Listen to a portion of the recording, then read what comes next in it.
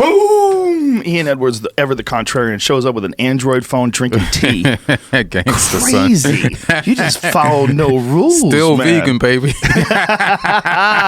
Sorta. You had some French fries with David Lee Roth that were made with clearly with some animal fat. Jamie, you were there. What did you see? I saw a French fry or two disappeared in my life. Listen, at that MGM steakhouse, they ain't cooking those French fries in anything other than animal fat. Guaranteed. They're too delicious. I didn't see it.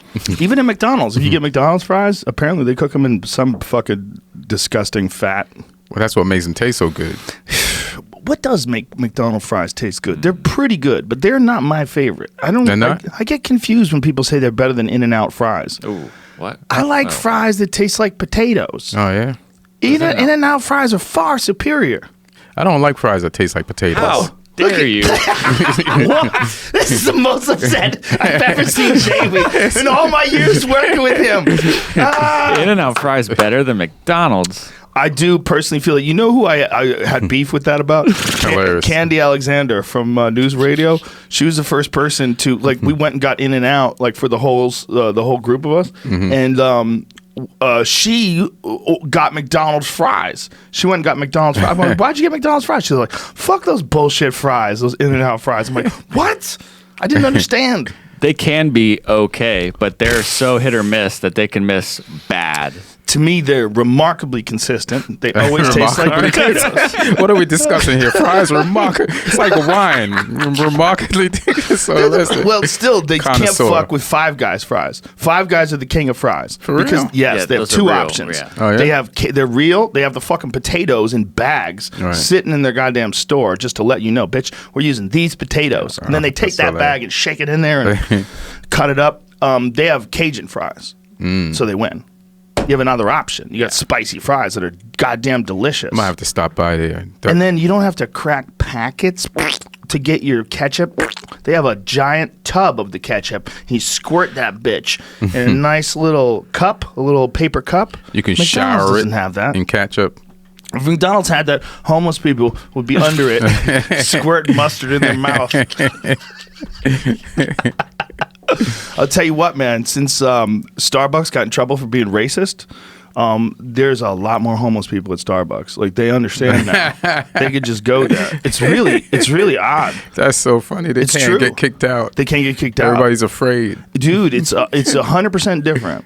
100% different in some spots. Well, like, which ones are you going to? Because the ones in Hollywood, they know how to handle it for the most part. 'Cause they got locks on everything. I went to a shifty one in downtown where they don't even have a bathroom. Like, how are you serving coffee? You don't have a bathroom. Coffee Yeah. makes you shit and piss. Yeah. This is ridiculous. But I realized they didn't have a bathroom because of the homeless people. There was homeless people that had, like, this guy had a port and he was charging all of his devices. He had everything. He had, like, a phone, a fucking iPad. Got a long night ahead of him. But they get free electricity there, and so he's got like a bag of his stuff, like he's got a little camp in the corner of the Starbucks. I'm like, wow. On one hand, like, hey, how's a guy supposed to get some electricity? Right. I want him to get back up on his feet. Maybe this is the way to do it. Maybe it's through that iPad. On the other hand, I'm like, hey, don't give me a disease, you fucking. I got hip to this Instagram account yesterday, Street People of Los Angeles, which has got some very interesting content. Is that a naked person? Yes, it is. Naked person just changing on the street? Changing on the street. That was actually in San Francisco, I think. I remember checking that post, but Wow. this has got some interesting stuff. These guys were like cooking underneath a tree with like a live grill, Oh, right God. somewhere. But There's a Tommy's Look in at that one. Hollywood. Sorry, go ahead. Tommy. There's always like a bunch of young homeless people cooking in front of it. Like, there's a bus stop. They have a lit fire, like caveman, like Fear of the Walking Dead style campfire, like outside of the Tommy's on Hollywood Boulevard, like on a daily basis. How weird. It's Yeah. just weird that that's okay. Like, if you just wanted to start a fire on the side of the road, would that be okay? No. But can you start a fire to cook? Apparently. Can you, or did they just not get busted? probably need a permit, Yeah, I would think you need something. like to be like a grill street vendor type permit. If you wanted to sell, what if you just wanted to give food away? You can't do that. You can't, but you can eat it yourself. I don't know. Could you offer it to somebody? It seems like you could offer it to somebody. Like, you know, if they allow you to cook, and you and I were sitting there and we're cooking, and I said, would you like some? And you said, sure. Yeah. It looks good. That should be okay. Yeah, it's like a donation. You know, how some places they don't charge you to get in, but they accept a donation. But what if you plan in advance? You say, hey, all of us meet on the corner of 3rd and Santa Monica. I'm going to have a cookout. And like, where's your house? Oh, no house done. It's hilarious. We're just setting up right here on the concrete. Yeah, those people should just go to a park that has those grills. Right. Like Griffith Park is not far. Right. Griffith Park is like people with homes cook there. Yeah, you got free grills. Yeah. You could just do it up there. Anybody can cook there. Yeah. That is one of the nicest parts of LA, by the way. And if people don't know, that is a fucking wildlife area. That's a legit wildlife area.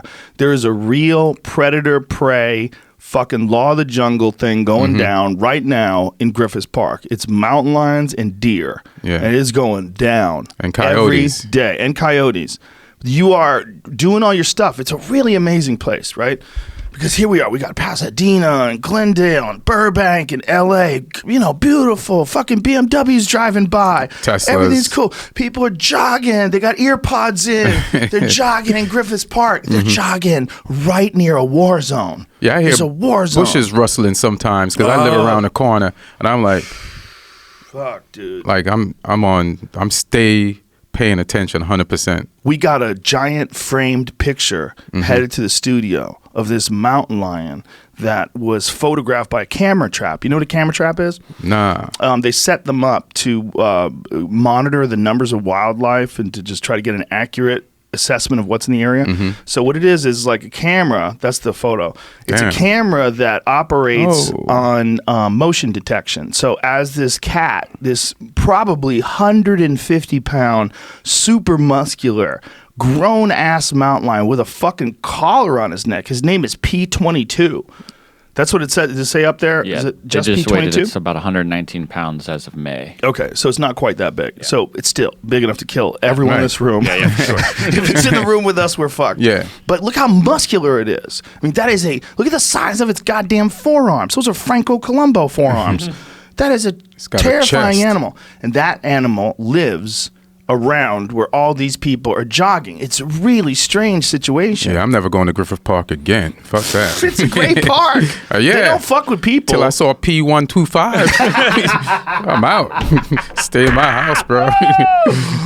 Look at the Hollywood sign behind it, though. It's so perfect. That It's is- almost like a fake picture. That is so close to me. Yeah, so Like, close to you. I went to the park yesterday. I'm like a block and a half away from that joint. Dude, I run with a knife. Oh, yeah. I do. I run with this fucking half-face blades knife. It's called SHPOS, subhuman piece of shit. That's what the name of the knife is. It's the same he's eating here in this Jesus photo. Christ. So they caught him here with, look at that. He's got blood and bones. He's eating something. That must be like a deer leg. Yeah. Fucking A, that is madness. And he's digging a hole in the ground to stuff it in there to save it. Fuck, man. Because you know what? The deer around there are really comfortable. Yeah, but that could be a kid, man. Right. 100% could be a kid. But I know why he's there, because the deer in that neighborhood, like they walk around in the daytime like they're tourists too. Because there's no hunting around there. So they're like all comfortable and shit. I so think people probably feed them too. Yeah. So then now that's like, let me track these motherfuckers over to this area and I'll just have a feast. It's a buffet night. Look at this shit. It's on Mulholland Drive. There's on Mulholland Drive. There's a grown-ass mountain lion with a collar on that's got a giant deer on the ground, a buck. Not giant. It's probably a 100-pound deer on the ground, dead. On the side of the city street. It's This is a regular city civilization? street. Yeah, civilization. And this is a cat that's killing deer with its face. It's where we live. And not only that, we know where it is. We have a collar on it. We're playing this game. You don't fuck with us, we won't fuck with you. And they won't fuck with you for the most part. The Right. problem comes when they get old. When they get old, they get real dangerous because they get desperate. They can't catch a deer anymore. So they go for the easy kill. They go for people. Right. People are easy. Right. Yeah, man. Your kids are easy. I'm going to go hiking with somebody slow. That's a move. Yeah. Go hiking with a small, slow person. Someone who just doesn't look like a challenge at all. Hey, man. Survival of the fittest. Go smoking with someone who's smoking. Just smoking the meat makes it more attractive. It's hilarious. What we eat affects how we taste. It's got it, right? So maybe like people who are really into junk food, they'd be more attractive. They have a sweet taste to them. Yeah. I bet, right? If you just eat candy all day, I bet you taste delicious. Yeah. The human Skittle. Attack the human Skittle over here. Leave me alone. That fucking cat is so big, man. Imagine just seeing a 115-pound cat in the room with you. You'd be like, oh, Jesus Christ. Like, my dog is probably maybe 75, 80 pounds, somewhere in that range. He's not a... Marshall. Yeah. And if he wanted to kill me, he probably could. Right. I mean, he's a golden retriever. They don't kill anything other than squirrels. But if he wanted to, I mean, I don't know. If he had that mentality. If he really was like crazed, like 28 days later, he got that rage virus in him, and he just went after me. He's got giant ass fucking teeth. Right. I mean, I assume that I would kick his ass because he listens to me. Right. Because I'm his daddy. You know what I mean? Like, he's never. I've had pit bulls that growl at you a little bit, and you got to kind of like, hey, motherfucker. I'm the one who gives you your food. Cut the shit. And then they'll give you their paw, and then they're sorry. You play a little game with them, a little dominance game. Especially when they're teenagers, and they're like 1.5, 2 years old. They'll test you just to check, because it's natural for them. Right. It's natural for dogs. Goldens don't ever do that. He don't growl at anybody. They're just obedient. He's the worst guard dog of all time. Damn. You come over everybody, he loves everybody. He loves you. I love. He loves people like he's never not like he's never met them, but like he can't believe he hasn't seen them in so long. It's like a long lost friend. They're long lost friends. Everyone's a long lost friend. Hilarious. Everyone is a long lost friend. It is like that's what it's like with him. He's such a love sponge. I would be jealous if that's my dog. I'm like, so I'm not special? Yes. Just that motherfucker? That's how dogs are. Like really friendly dogs. Every new person is another opportunity for a new person to love them too. And so they get so excited to meet people. Smart. Dude, when people come over the house, he is so hilarious. He loves everybody. Like, I can't believe it's you. And they're like, I never even met your dog. It's like, it's you. You're here. This is amazing. And he just starts whining and running around in circles. It's hilarious. But if you wanted to, you could probably kill me. I mean, if a rat was that big, I would fucking put my money on the rat. On the rat. Right? And dogs kill rats all the time. Even those little dogs, like Jack Russells, those little tiny dogs, those are designed to kill rats. It's hilarious. My ex had a dog, right? And I was holding the dog. And she got into a car right across the street and moved it. And then got out the car and the dog acted like he didn't just see her jump in the car. He acted like she went away for 2 days. It was just, I thought you were going to leave me. I was like, she just moved the car across the street. We watched her do it. Do you remember when we had Mr. Foster, Arian Foster, on the podcast, and he was talking about being able to kill a wolf? You wanted to fight one. We had to correct him. We had to go press stop. Just don't. I know you're a beast, but come on, man. We're people. We're made out of like smush. Yeah. Everything's smushy. It's also soft. Yeah. Something that wants to bite your tit, like if a wolf decided to bite your tit, the amount of pain that you'd be in would be unbearable. I know. You feel like one of those buns that they give you at the steakhouse. That's what your flesh feels like. Exactly. Like a steakhouse bun bread. Look at his fucking... Arian Foster spent 4 hours on Twitter explaining why he'd beat a wolf one-on-one. He's hilarious. Isn't he doing a podcast now? Yeah, he's got his own podcast. He started doing music, which is really good. He just released some music under, I think, Bobby Fino's his name. He's He's a running back. Yeah, he was running retired. back. He's a vegan running back. He retired young, and he's fucking super smart, man. Right. Just except in control when it comes to except when it comes to wolves. I think he's trolling a little bit. He's having a little fun. He's being smart. He said that there's like a wolf he could get, not any wolf. Oh, but there's one like out there he could take. Yeah. Oh yeah. He could fuck up an old one. A declawed one with no teeth. A grandma wolf. Old one that doesn't have any endurance anymore. It would be a battle though, even then. Before we get too far off of this, there's pictures on the Google Images sent me down this. This is just north of the Los Angeles Zoo. So there's I think this might even be that same chap we just saw. So this cougar has some food it's eating. And then next picture, the bears show up to take it. And now wait a minute. They're eating the fucking food instead of the cougar. Oh my God. So this is near us too? This is 30 miles away. Or probably even closer. Who knows? So bears steal deer from cougars. This is what happens when liberals run a state. Listen, folks, I'm liberal. I'm with you. I know a lot of you think I'm not. There's a lot of knuckleheads out there that think I'm a part of the alt-right or something. I vote left on fucking everything. But you got to stop anthropomorphizing animals. We got to be careful. I'm on team people. I don't want these animals to die, but I also don't want to go out to my fucking swimming pool and see a bear in there. And they have that in Pasadena. Have you seen that shit in Pasadena? This family went outside and there's a fucking bear swimming around their pool. They got bears in Pasadena? Bro, big ones. Why does it feel like 200-pound bear swimming in this motherfucker's pool? Do I live here? How don't I know this shit? Not only that, you got to take over, man. If they decide that this is their spot, look at this shit. Hilarious. Look, there's a few of them. It's got the whole family. Oh my there. God. How many bears are in there? 3, I think. Oh my God. Dude. These things are no joke.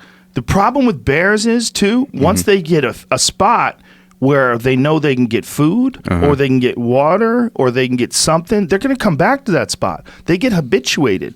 That's why they have a real problem with them. With people at Yellowstone used to feed them. Right. You know, people would pull in, and then I actually did that, or was there when that happened when I was a little kid. I went to Yellowstone. My parents took me when I was probably like 7 or 8 years old, and I remember just thinking, "This is so crazy." You're in your car, and the bears are outside. Right. They're right there. They don't do it the same way anymore, though. Now they discourage human-bear interaction. They just didn't understand it, I think, as well, which is kind of crazy because that was not that long ago. It was like the 1970s. But I just don't understand people's like for ferocious animals. Like, I don't want to kill them, but I never want to feed something that could kill me. Well, I think people have this really distorted idea of wildlife because of movies. If you thought about like what the Lion King is, you would never want a lion to die. You know, a lion is noble. I mean, sure, there's a few bad ones, but overall, the Lion King is he's the sweetheart. He's amazing. You think about Yogi Bear, and you think about teddy bears. Kids have teddy bears. I mean, we have this weird thing. We take polar bears, which is the most vicious of all bears, and we have them be our friends selling us ice cream and Coca-Cola. They're selling Klondike bars. Yeah, we cartoon them. Yeah. And then people grow up watching these cartoons and think, oh, let me go pet this friendly thing that was drawn. But that's a ferocious beast. Yeah, I wish it didn't have a history. If we just thought of it as a thing, like a wolverine, right? Wolverines don't have any... There's no one feels about a wolverine the same way they think about a bear. Because there's no, like, cute wolverines. There's only the ones that you see in, like, X-Men. Like the Wolverine dude. It's just one. Yeah. Yeah. But he's like a person. His name's Wolverine. There's no like cute Wolverines because they're so fucking ferocious. Such a monster of a little animal. One Wolverine will fuck up a big bear. Oh, for real? Dude, they're fucking ruthless. They chase wolves off food. How big are Wolverines? Not big, man. 40 pounds, 50 pounds. Jeez. They'll fuck up everything. They fuck up everything. Damn. Everything runs away from them. They're just ready to die all day. All day ready to die. And they're super strong and durable for a little tiny thing. You ever see, you know what a Wolverine looks like? Now I think I don't. Pull up a Wolverine bearing his fangs. It looks like a fake animal. It's like a super jacked little giant rat bear thing with fangs. It's like a super badger. Right. Badgers are and badgers are vicious. I know they're vicious. Fucking vicious. That's a Wolverine. Jesus. Bro. I mean, look at the teeth on that thing. Look at its face. And it's smiling. Yeah. That's a good day. Those motherfuckers are ready to go to war all day. Make weird noises. They're terrifying. Like, if that thing wanted to kill you, you would be fucked. Look at those claws. The claws and the teeth. Now, imagine that thing is hyper-aggressive, and it's a predator. Yeah. Fuck! That shit is built to survive. Fuck, man. That is a crazy little animal. They are ferocious, and they are ready to go at all times. I mean, they'll try to get the fuck away from you. The animal's scientific name means the glutton. Damn. It's a pretty apt description. 4 feet tall, weighing 22 pounds for females and 40 pounds for males. These fierce creatures are the largest members of the weasel family. They're fucking weasels, bro. A vicious weasel. Still, they're small compared to some of the animals that they compete with for food. but a wolverine has no problem standing up to wolves or a bear when a meal is on the line. Isn't that crazy? 40 pounds.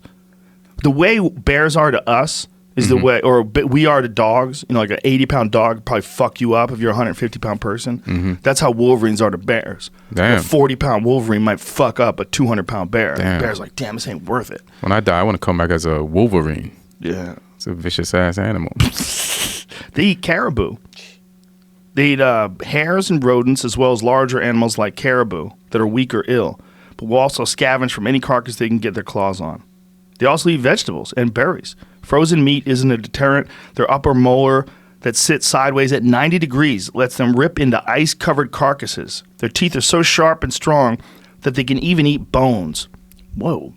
Damn. Once they got food, they often bury it to save for later. Mere hours after a meal, they'll go on the hunt again. Ferocious little fucks. Ugly as shit, too. Yeah, so we don't have a cutie one of those. Right. We don't have a cutie one of those. If we did, we'd be like, the Wolverine. Hi, Mr. Wolverine. Hi, kids. I'm here to help you and guide you through the forest. No, they're here to eat your kids. I'm waiting for some woman to bring one on the plane as a support Wolverine. Oh, yeah, for sure. Yeah. Some crazy. It's always a woman. Yeah. And always one that's like over 50 and on all kinds of medication. If you're a dude and you bring a Wolverine on a plane, they'll beat you to death. We'll beat your ass. Has a Wolverine ever killed a person? There's some women that'll get offended by that. Why does it have to always be a woman? Is it you? It's not you, right? Right. I'm not talking about you. Right. Why get in person? Why do we have to be gender specific? You know what I'm saying? Like if I'm saying, oh, it's probably a woman, it doesn't mean it ain't a woman. Right. What it means is it's probably really a woman. Right. If you had to guess, just being honest. Because the peacock person, that was a woman. And then the But in the defense of women, a guy got an emotional support alligator recently. What an idiot. It was a guy. And he's an idiot. But I hear about that and I wonder how many of those people, including the peacock lady, are doing it just for attention because they know that people will talk about it. I think people that have, like I saw this girl in San Diego, La Jolla. She came to the restaurant with her micro pig. That's not real, you know. That's not real. They made those. Yeah, Whitney Cummings explained it to me. Right. She adopted a pig and then kept it and then fed it and then drove some ungodly amount of time, like 2 days, to Texas to drop it off at a pig sanctuary. That's how crazy for animals Whitney Cummings is. So through Whitney, I learned that pigs are just pigs. There's no micro pig. It's just a pig that they don't feed.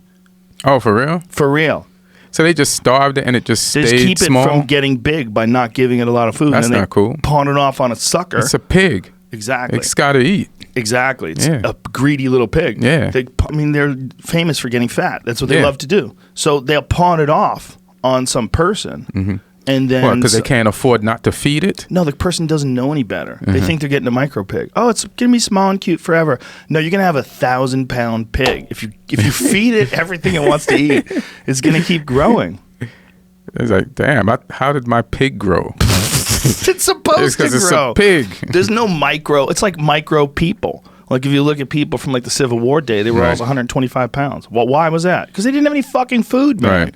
The same guy today would probably be 200 pounds. Yeah. Especially with McDonald's and all that stuff and everything in it. Oh, yeah. Well, even just eating regular food. Right. Just like real like meat and potatoes and vegetables and shit. You're not going to be 125 pounds. That guy was probably starving. Yeah, they probably didn't have 3 meals a day back in the Civil War era. And snacks.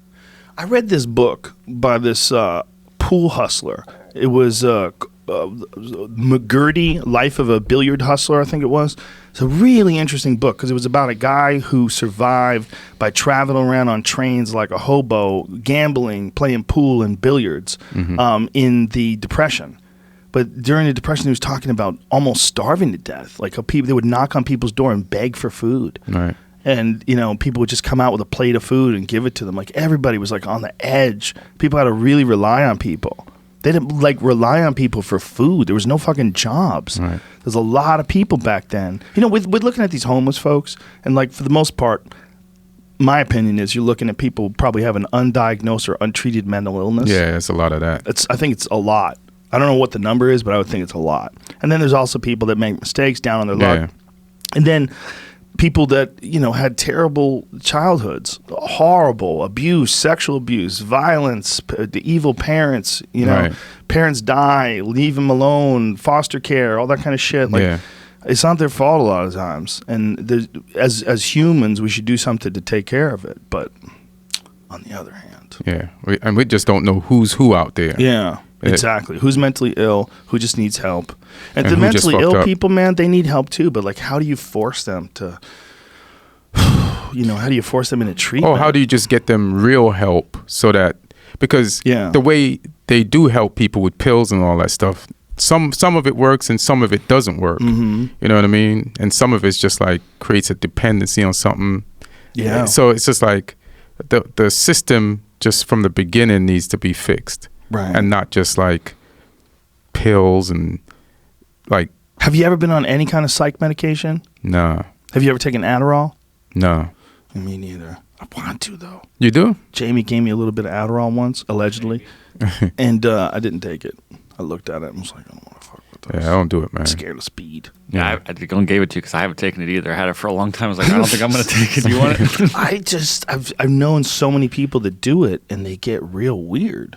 They get weird, and it's an amphetamine. And when you take amphetamines, especially if you don't take amphetamines responsibly, really strange things happen. And one of the things happen is people get really paranoid. They get really weird. They start having delusions of grandeur. They start thinking that what they're doing is very important, that a lot of people are out to take them down. Mm-hmm.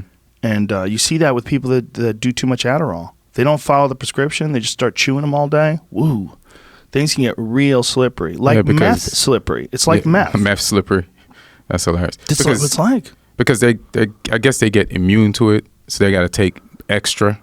Oh, yeah, you and definitely. then the more you take, the worse it gets.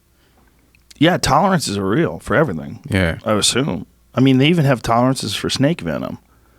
One of the things that snake handlers do, they'll give themselves a little bit of venom every day to make themselves immune to snake venom. Right. Your body's an amazing, adaptable thing, which is why vaccines work. Right. So why these crazy fucks who don't want us to have vaccines, like, listen, we got to be real careful with claiming expertise on this shit. We got to be real careful with getting fucked over by pharmaceutical companies and big business. We got to be real careful of that too.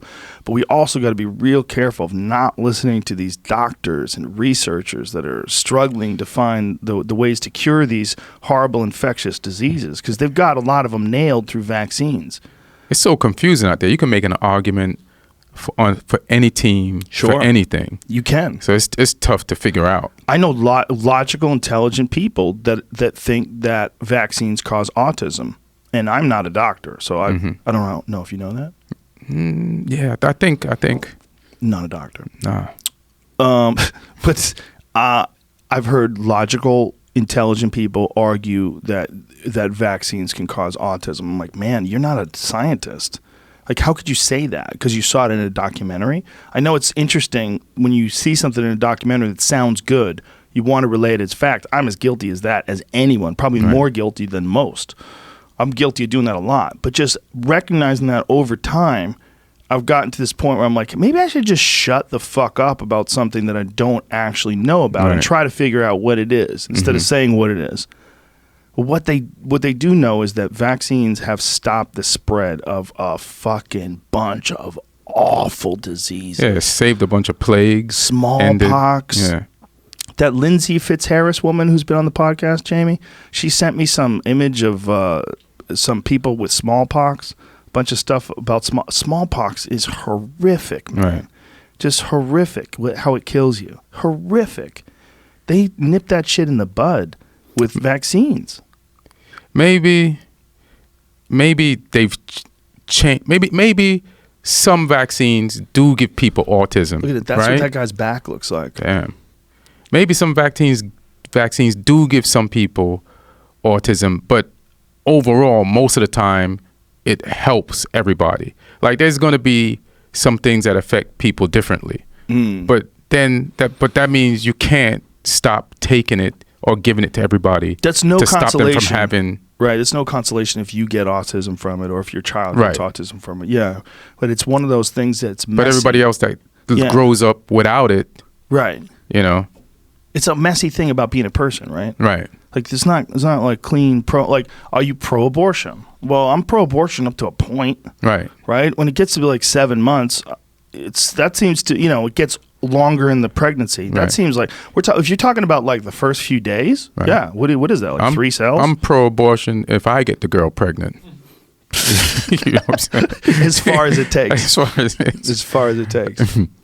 Yeah, it's a weird, with many, many, many subjects. Right. There's like a weird, well, it's not exactly, well, it's this. If there's a vaccine court for a reason. Vaccines have done damage to people. Yeah. People have gotten injured from vaccines where during the injection site something happened. Peter Hotez was talking about that. He's a doctor that's a specialist in infectious diseases and vaccines, and he was explaining that there's 5 environmental factors that they think, or 5 factors they think contribute to a child possibly getting autism. They've narrowed it down to these things with the most current research, but they're all during the womb. It's contact with things during the womb or in the genetics of the mother. They think it has something to do with the developmental process while the child is in vitro in the woman's body, not after birth. Right. They don't think it occurs after birth. But I don't know that. I mean, they could be wrong. They could be current, and then they could change that opinion a year from now. They could find new evidence. That shit happens all the time. Yeah, exactly. It really does. It happens all the time. But what we have to do is make sure we have fucking people that are working on this shit, trying to figure out the way to stop diseases. Because otherwise some Spanish flu type shit comes rolling around. Some simple shit and kill everybody. That Spanish flu killed millions and millions of people in the 1920s. Yeah, and it doesn't sound lethal at all. It's just Spanish flu. It's just like, how did that kill people? Sounds like a drink. Yeah.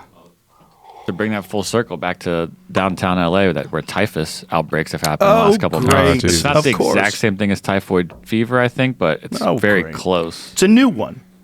It's a new one. It's a new typhoid that they don't have a fucking vaccine for. I was down there the other day just trying to buy donuts. Downtown? Yeah, the allure of downtown has escaped me. Everybody thinks it's amazing. With Jamie and I talked, and we've been talking about this forever. We wanted to get a loft in downtown, like up high, and start filming podcasts up there.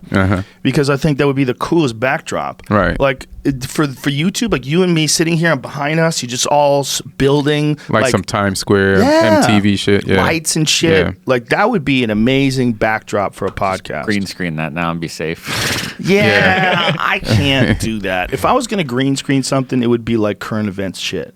It would be like Melania Trump slapping Donald's hand away. I'd be like, did you see that shit? Like, that would be what I wouldn't pretend I'm in the savannas. You know what I mean? Like, behind me, there's a cheetah creeping up on me, and everybody sees it. Like, does he know? Does he know? I'll be sitting in Griffith Park. Behind me is a mountain lion munching on a leg. I was meditating in Griffith Park. Oh, dude. Like one morning, and I hear rustling in the bushes, and it was a coyote, like just waking up. They bite you. Yeah, and I was like, I can't do that anymore. Close my eyes in Griffith Park. Yeah, you go camping out there, they'll bite you. They'll check. You might be dead. They'll take a bite. Yeah. If you're just lying there, like, damn, maybe he's just recently died. They'll just bite you. Yeah. They really will. They really will. They're predators. That whole thing is so strange. People are so strange how we just we think it's cool. Think it's cool to be around these bears and mountain lions and shit. And we have urban coyotes, ones that like you'll see walking down the street at night. Yeah. Like my neighbor had 2 little dogs, and one of them was really old. So then she had to walk them one at a time because she saw a coyote one time coming up on them, and she couldn't handle both of them. So she used to take each dog out to walk at night one at a time. Take a gun. Shoot that fucking rotten dog right in the face. That's what a coyote is, a dog, not her dog. I was talking about the coyote. Well, actually, it's a wolf. It's a small wolf. It's a small wolf. Yeah, a coyote is like a particularly durable and resilient form of wolf. It's a shitty wolf. It's a really interesting wolf. There's a great book called Coyote America by Dan Flores. I learned about him through my friend Steve Rennell. I think he was his professor in one of his courses. But he is a guy who spent an extreme amount of time studying the history and the science behind coyotes. Oh, for real? Really interesting book. But one of the things they found out is that when you kill a coyote, they just make more coyotes. That's why there's so many of them. Yeah, like they know. They spread out. Yeah, when they yell out, they yell out. They communicate in a lot of different ways. They yell out when they kill something. Sometimes they yell out when they're trying to figure out where each other's are. They also yell out like a roll call, like because it's hard out there. So they're like, "Hey, what's up, Ian? Hey, Jamie, where are you, Jamie?" They do that. That's part of what they're doing. And when one is missing, the female, there's some sort of a chemical or a biological reaction, and her body makes more puppies. Oh, she's like, "We're fucking tonight." Yeah, I didn't hear Jamie. We're fucking tonight. They make larger litters. Damn. So if like a normal litter would be like 4 pups, if someone's missing, they'll make 6 or 8. Something along those lines. So now we can't kill them. Well, they spread out too. In the 1700s and 1800s, when people first started going through the West, they were around. But then when we started killing them, they spread to the entire country. They're in every single state. So they weren't like this way. No. They weren't everywhere. They were a West animal. They were a Western animal. And then they went. Bro, they're in New York City. Oh, shit. For real? Yes, for real. There's coyotes in New York City. They have little packs of them running around Times Square. Get out of here, bro. Dude. For real? Dude. There's little coyotes that are wandering through Central Park. Listen, I get that there's mountain lions in Griffith Park. I get that there's urban, but New York City? I might have made up the Times Square part. But that's bananas. They're definitely New York. I'll check. I know they're in New York because there was... they probably came from upstate. They've seen them in buildings. In buildings? Coyotes in abandoned buildings where they've decided to make like a nest in abandoned building. They're all over downtown L.A. Damn. Here's Central Park. Central Park. Bam. Coyote, motherfucker. Damn, bro. On the streets. Coyote. Okay. On the street. So I was telling the truth. Yeah, they could go to Times Square easily. Yeah, they're everywhere. Just gotta look. I'm almost like a tourist exaggerating. Coyote. That is a small wolf. Yeah. That's what that is. And we're infected with them. And here's the thing. This is what you have to be aware of. That's the gentleman that, go back. What is his name? Justin Brown. Yeah, Justin Brown was on the podcast. He tracks coyotes all throughout downtown L.A. He's a wildlife biologist that works for the state. Really interesting. In downtown L.A. So instead of like being at a ranch outside of Bakersfield and Tehachapi Mountains, this guy is, look, there's a coyote. Same trap. Same camera trap got that? Yeah. Get a picture of that too, young Jamie. Order that bitch up. Make a note. Yeah, why not, right? We should have coyote picture too. We can't just have a mountain lion. That's rude. Let's show all the crazy shit that's wandering. See if they got a bear in that camera trap. Yeah, hopefully they got a bear. I like how the coyotes are so used to being around that the way they walk down the street is just like regular. Yeah. Like no trepidation whatsoever. Look at that, just wandering. Yeah. Yeah, whistling walk. I remember in 1994, it might have been 93, first time I ever came to L.A., and I was staying at the Oakwood Gardens. Oh, yeah. You know those? Yeah. Oakwood Apartments. Yeah, on Barham. They're in Burbank. They're furnished apartments. It's where you stay when you first come to L.A. You don't have a spot. You don't have enough money to get it up. And you don't know if the show you're on is ever going to go. Last, yeah. So I stayed at these Oakwood's apartments, and I was driving up the street to the apartment, and I saw coyotes. And I was like, what is this dog doing just wandering around? And then I was like, oh, shit, those are coyotes? I couldn't believe it. It's funny. Like I pulled over, and I'm looking out the window. There's 3 little wolves. Isn't it funny how that moment when something you never seen before, you see it, and it takes you a second to realize what it is, and then the word for what it is comes to your head right away. Yeah. Like you knew it was a coyote, even though you never really seen a coyote before. I was in denial. You was in denial? Yeah, I was thinking it was a dog. Like it was 3 dogs. And then I had to pull over, and I'm like, I remember people telling me that they'd seen coyotes. But I thought it was like I saw a mountain lion. Like if someone says I saw a mountain lion, you're like, holy shit, you did? That's pretty rare. Right. Right? Have you ever seen one? No. I've seen 2. Live? Yeah, I've seen 2 live ones. While you like out there? Yeah. And what happened? One of them ate my dog. That was when I lived in Colorado. Yeah. And you was right there? No. I was this mountain lion was casing the house, I think. Right. And we saw it in the woods at one point in time. And then another one I saw in Santa Barbara, in Montecito. Driving through a neighborhood, I saw this animal run across the car in the front of the lights, and I saw its tail, and I was like, holy shit, that's a cat. I take it back. I have seen some mountain lions. Really? You know Faison Love? Yeah. He moves all over the place, but one time he lived in San Diego. Me and Hugh Moore went to visit him, and we was at his house hanging out. And at night, he was like, look out the window in his backyard. And there was like mountain lions in his fucking backyard. More than one? Yeah. There was like 2 or 3 of them. What? And all I'm thinking is like, how the fuck are we going to get to the car? Oh my God. And he was so casual about it. And I was like, wow. Yeah. Yeah, it's time to move, son. Yeah. Jamie, did you ever see that video from Colorado where a guy looked out his window? There was 3 mountain lions on his driveway. It was like super clear iPhone footage. This guy, or Android phone, I don't know. I don't know what he used. Yeah. Could be an Android, bro. He was saying this weekend he takes more shit for using an Android phone than for being a vegan. Yeah, for being a black vegan. What else? Comedian. Could be, yeah. Yeah, you get more grief. Yeah. For having an Android phone. Yeah. It's a weird little battle, right? Yeah. It's like Republican Democrat type shit. Yeah, it is. It is. Like people with iPhones really ain't trying to have it. Well, it's not just that. It's like there's teams. It's like the fucking Orioles are playing the Yankees. Yeah. You know? Like people get on a goddamn team. And the iPhones are the Yankees right now. It's weird, man. Mm-hmm. The phone thing is a weird thing. It's weird that people are so they're really like so tribal. Right. That they're tribal with their phones. Yeah, they made a tribe out of phones. People can make a tribe out of anything. And what's really crazy is the biggest company, the ones that's the most desirable, is a company that also makes computers, and they make their own shit. They make their own hardware. Right. Like that's what's really strange about Apple. Like they make everything. They make the software. They make the hardware. There's only one. You have different models, but there's only an iPhone. You get an iPhone R, XR, whatever the fuck it is, X, XS, Max, but it's only an iPhone. That's all you get. You don't get it. You don't get anything else.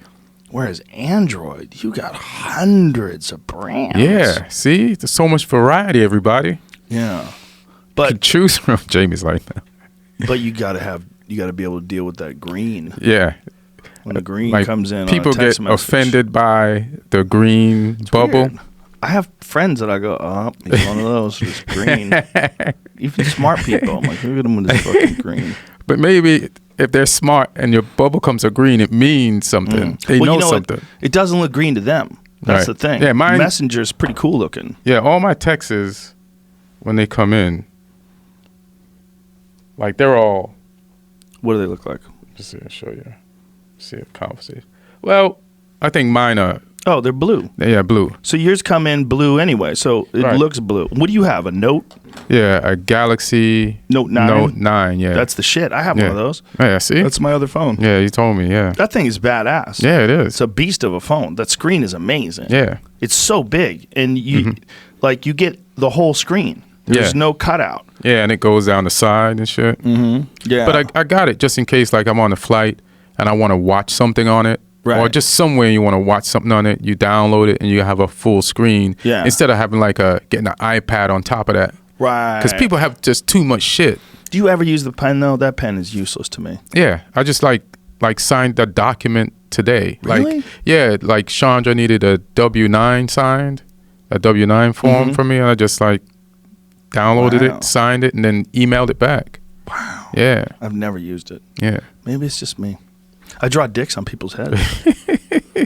That's a perfect use for it. But I also feel like a rebel when I use my Android phone. I do. It's hilarious. I do. I feel like a rebel. You do. Fucking, I'm crazy, man. Bucking trends out here. Woo! When do you use your Android? Like, so you have your iPhone. Yeah. So when I'm using it more often. I'm transitioning out of one phone number to another, which I have to do often. Oh, okay. Yeah. So you have 2 different numbers, and okay. I'm getting used to it. I play with it a lot. Right. They got a new one that's coming out. There's a new one that's coming out that looks amazing. Note 10? Note 10? Yeah, it's coming out like in a couple of weeks. Yeah, I try to hold on to. I don't try to get every new phone. I try to hold on to it for a minute, so I feel like they didn't rip me off, and then maybe 3 or 2 phones later, then I'll get the other one. But if I buy every phone, I feel like I want to be a rebel within the rebel. You know what I'm saying? I'll get some old shit. Yeah, I got some old shit. You're not gonna get me like in this loop of just buying. It's comparison. Yeah. Isn't that a weird thing? Like that phone, they could stop right there. That phone's perfect. Like, it does everything. Yeah. What more do I need? They Takes probably pictures, makes videos, get on the internet, ask it questions, gives me answers, send emails. What the fuck else do I need? You don't. It does everything unless they come up with some new shit. But if someone said, hey, Ian, I'll give you $1 million, but you got to use that phone only for the rest of your life, would you say yes? This one? Yes. That's crazy, right? Yeah, They'd say, listen, if it breaks, we'll replace it, but that's your phone forever. I know it'll slow down. Well, Apple phones will slow down because they engineered them, and that made me sick. That almost made me stop using Apple stuff. I was like, I can't believe that you guys are attributing this to battery life. That's disingenuous. And then they admitted it, right? Well, they admitted it, but they said they did it so that it would give you more battery life because your battery degrades over time, so they engineered it. That is a convenient... Yeah. They also must have understood that people were going to get frustrated with the fact that it slowed down considerably, and they would give them an incentive to buy a new phone. To say that they didn't say that, like, come on, you guys are so goddamn smart, you make iPhones. Right, they figured out everything, but not that. You didn't figure that out? You figured that out on purpose, yeah.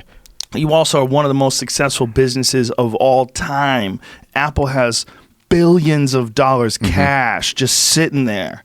They have so much money. They got Pablo Escobar buried money. They got so much money. Yeah. Apple has something like, how many billions of dollars does Apple have? 225 billion.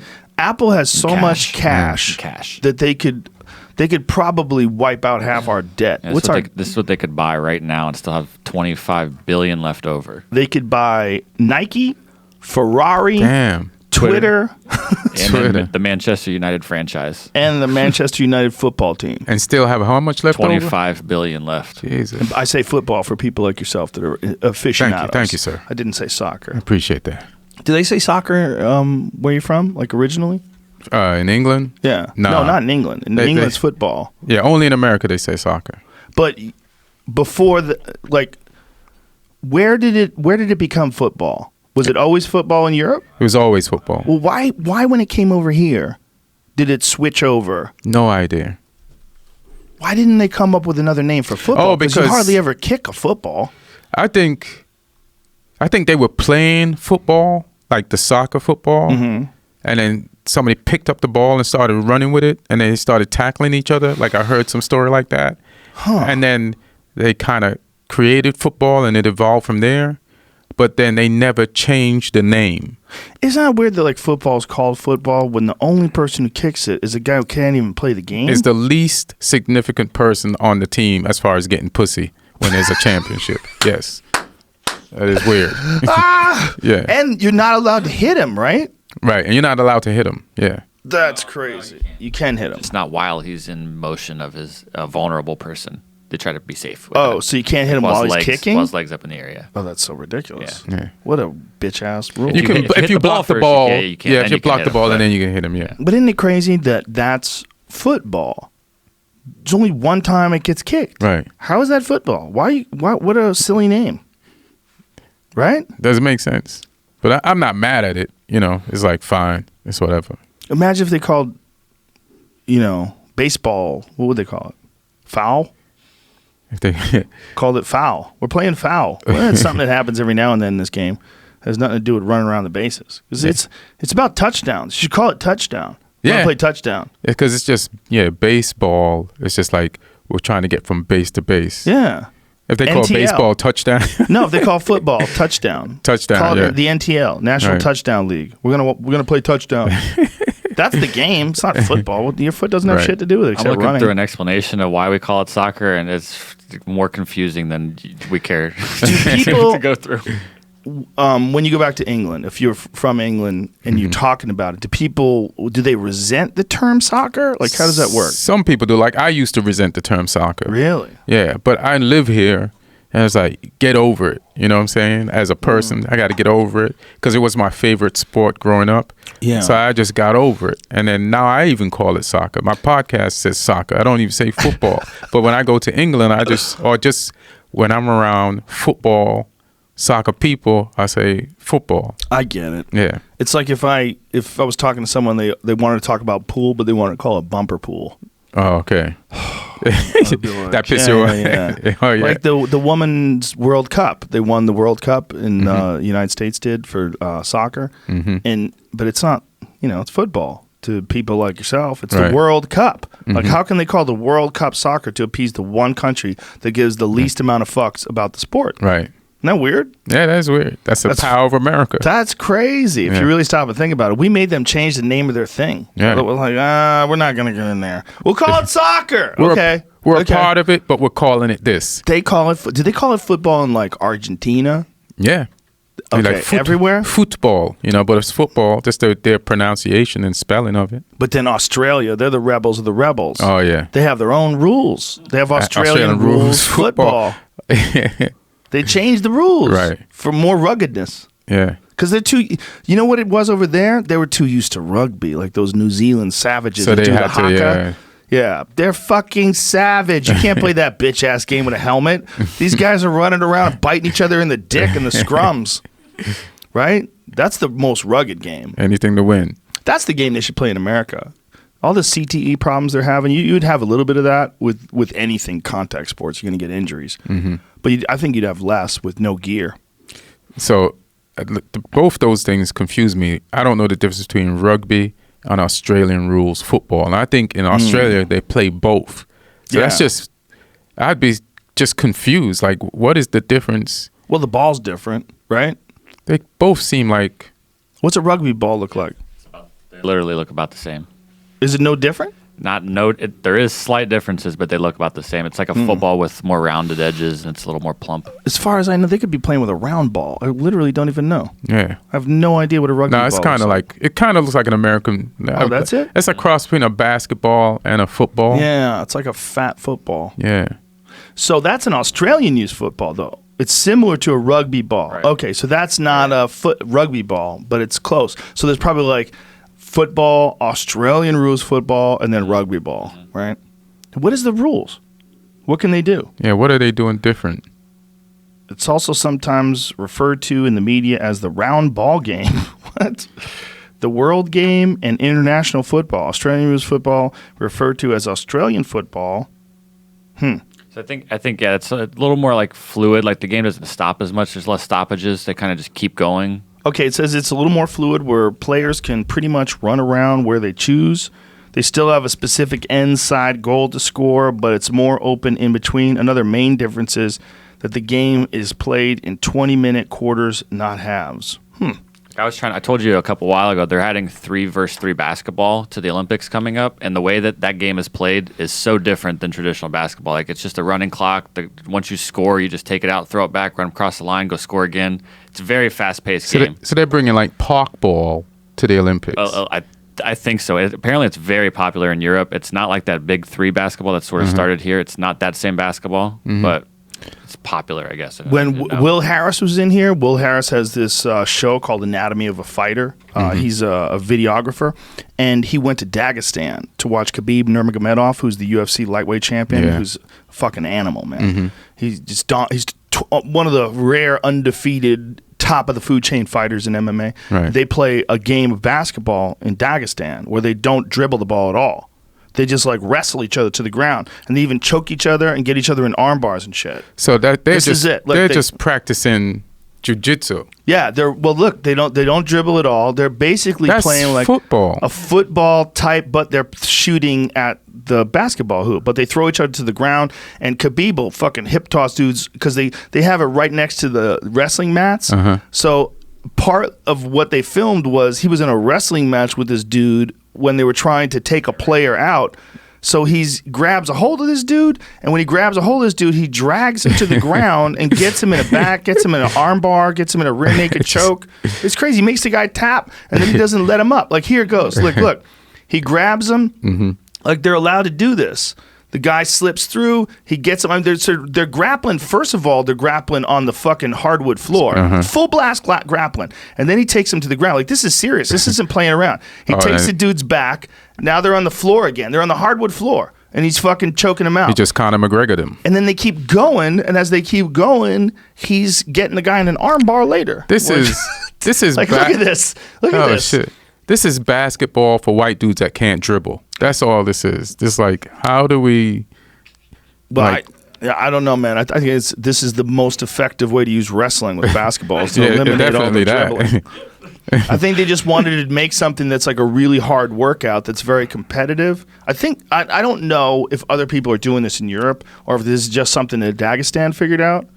But look, these are some of the most savage fighters in the UFC. It does look fun. It looks fun as fuck. Yeah. I assume unless that you get Khabib on your back. Yeah. They just don't have access to a very good basketball and pump to keep it pumped up, and the floor is probably not good to be dribbled on, so they just figured out a better game to play instead of dealing with that fucked up ball in court. Well, that's a ridiculous way to think, Jamie. These are world-class fighters. They travel all over the world. They have all sorts of gym equipment. They have mats. They have weights. They have everything. That ball's missing skin on it. That's a shitty basketball. I've played with lots of basketballs in my life. You would never even try to dribble that. Oh, it is missing. You'd find another one. It's like American football / jiu-jitsu / And on a basketball. lot of courts too. Like if you have a dead spot on a court, you almost don't even want to play on it. But dude, they could get another ball. They all have brand new sneakers on and leggings and shit. I mean, it's not like Dagestan is in the middle of nowhere. I know. They get goods there. They could, but they might just like this game better. They're just like, fuck it, we're playing this because we're all better at this. That I think it helps them. I'm saying that your leg made you go one-on-one with the basket. Maybe I did not understand the rules. They make them up. But you said it was like I was swearing for no reason. Oh, they're talking out a dispute.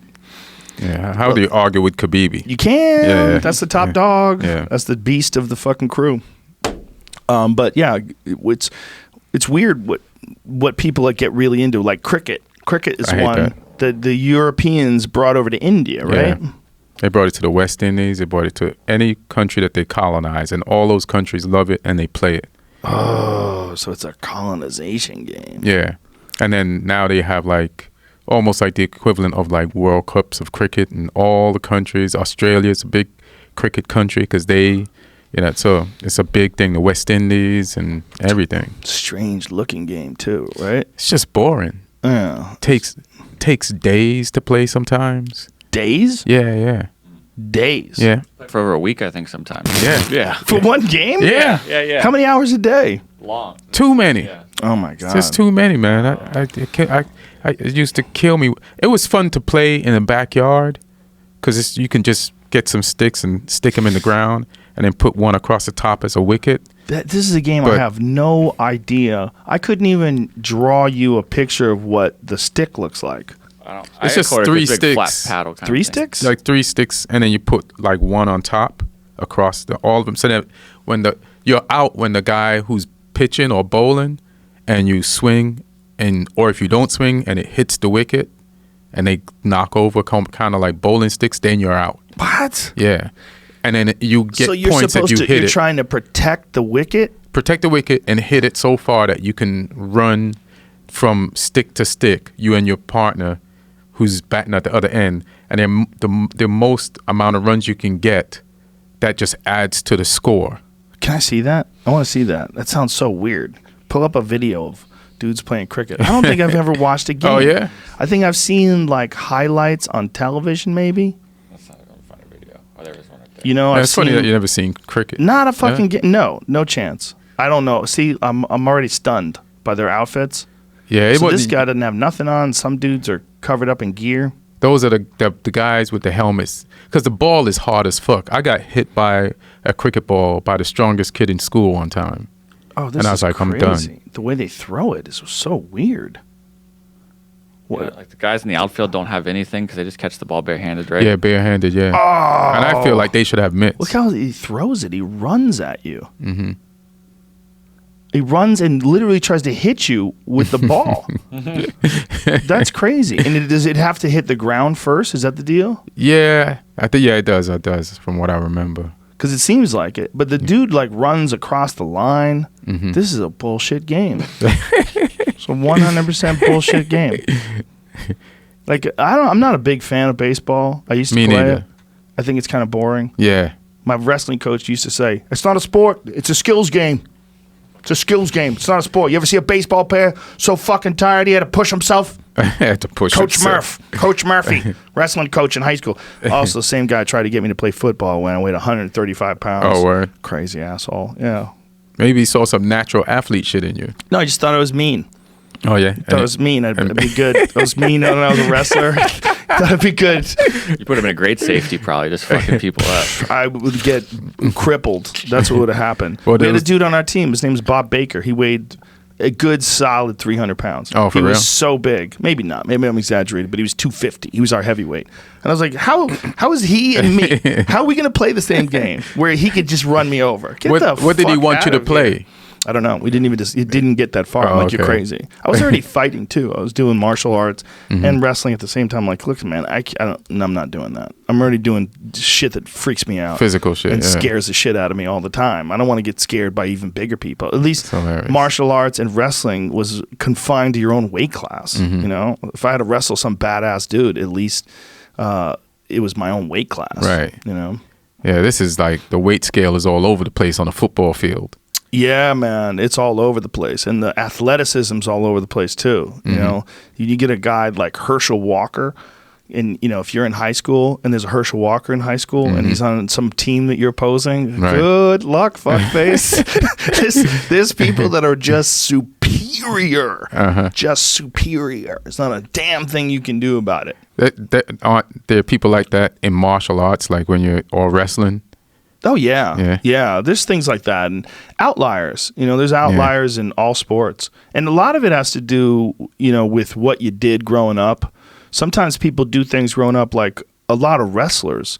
Turns out, like, working on farms as a kid is a great way for wrestlers to be super strong. You know who make good wrestlers? Cowboys. Oh, yeah. Because they you know, they get the cow. They gotta get a hold of that fucking cow and drag it to the ground. They do it all the time. They practice on them. Yeah, for sure. Well, also they're tough. Yeah, because you're gonna get banged up a lot, and then a lot of it is like mental toughness. Yeah, you know. But people who have to like, there's a dude, Matt Hughes. He was like one of the greatest welterweights of all time, and he was ungodly strong. Right, this dude from Illinois because he grew up on a farm. Wrestling animals. I was at a party one time, right?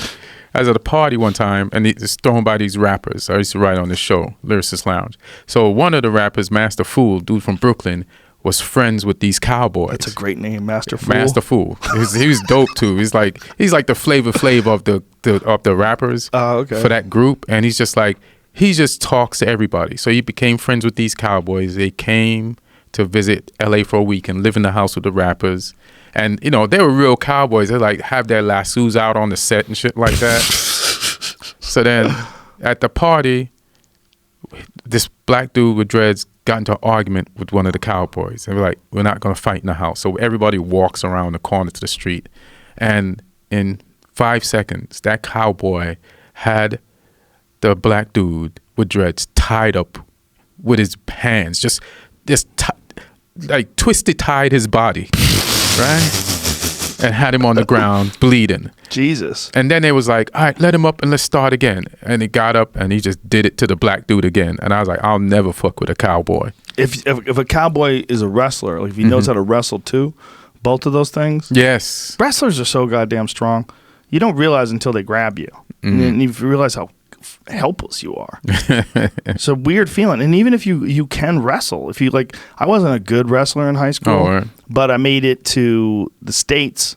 And I remember when I was wrestling this kid who eventually became friends with, because he used to come to Nautilus Plus, which is a place where I was teaching Taekwondo. And we ran into each other when we were both like 20, like probably 20 or something like that. It was really cool. He was a really nice guy.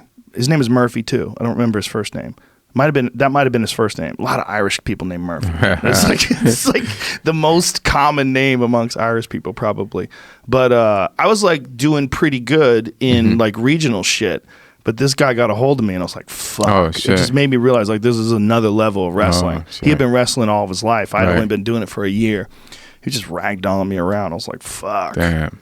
And he wasn't even like like a champion. I don't think he won the states, and then whoever did win the states didn't win the nationals. So it's like there's just like tiers to levels, it. And then shit. like a national high school champion ain't shit compared to a Division I NCAA All-American college wrestler. Damn. Those college wrestlers are off the chain, and then they ain't shit compared to like Jordan Burroughs. Right. It's not that they're not shit. I would never say that about. I mean, just saying that in comparison, because I admire them almost more than any other athlete, because there's no professional venue for what they do. One of the more amazing things about wrestling is they go into it knowing there's no professional sport. There's no other than, pro wrestling is different. It's entertainment, but there's no professional 135-pound wrestling, 180-pound wrestling. There's none of that. They just love it. They just love it. Right. And it's the toughest thing to do physically.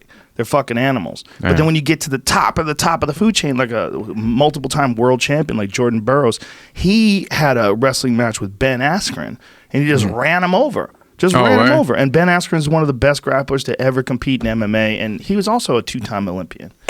Wrestler. Yes. And that guy... He ran him over. Damn. And Ben Askren runs most people over when he wrestles with them. Shit. Yeah. Levels. It never ends. Speaking of Askren, is he awake yet? He's awake. Yeah. Awake How's and he talking. doing? He handled it like a champion. Oh, good. Yeah, he went on Ariel Helwani's show and talked about it and just said, yeah, it sucks. The guy's a douchebag.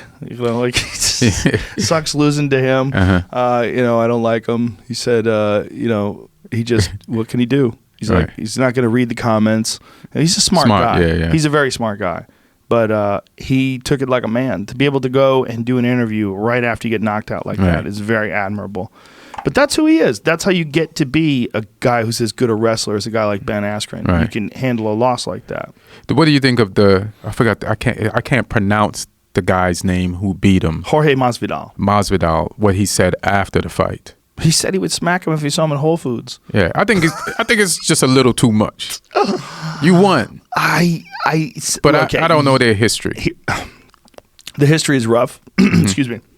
It's like 10 years of them giving him a hard time, of Ben Askren giving Masvidal a hard time, according to Masvidal. A lot of talking shit, which some people think is friendly in Masvidal. Street Jesus doesn't fuck around. All right, you want to talk shit? Jesus. You want to talk shit to Street Jesus? He will fucking make fun of you after he flatlines you. Right, and that's what he did. He flatlined him in 5 seconds, made him the fastest ever KO in UFC history, and then mocked him afterwards and said he would smack him if he saw him at Whole Foods. But see, we're talking about it.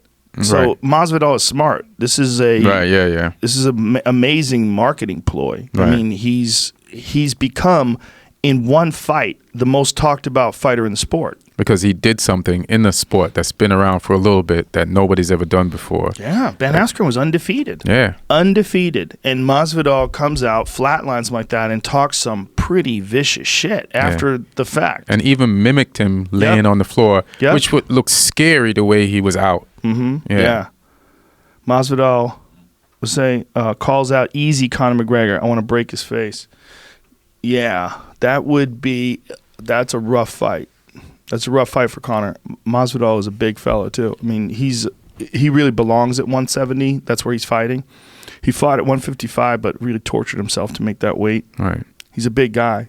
You're talking about a guy who knocked out Cowboy Cerrone, knocked out Darren Till, knocked out Ben Askren. I mean, he's knocking out big welterweights. Big. Darren Till's a big welterweight. He's big. Yeah.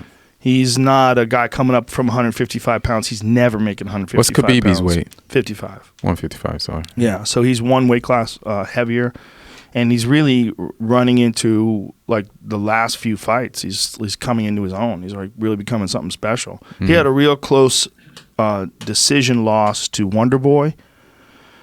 I wish I could remember how that fight went down.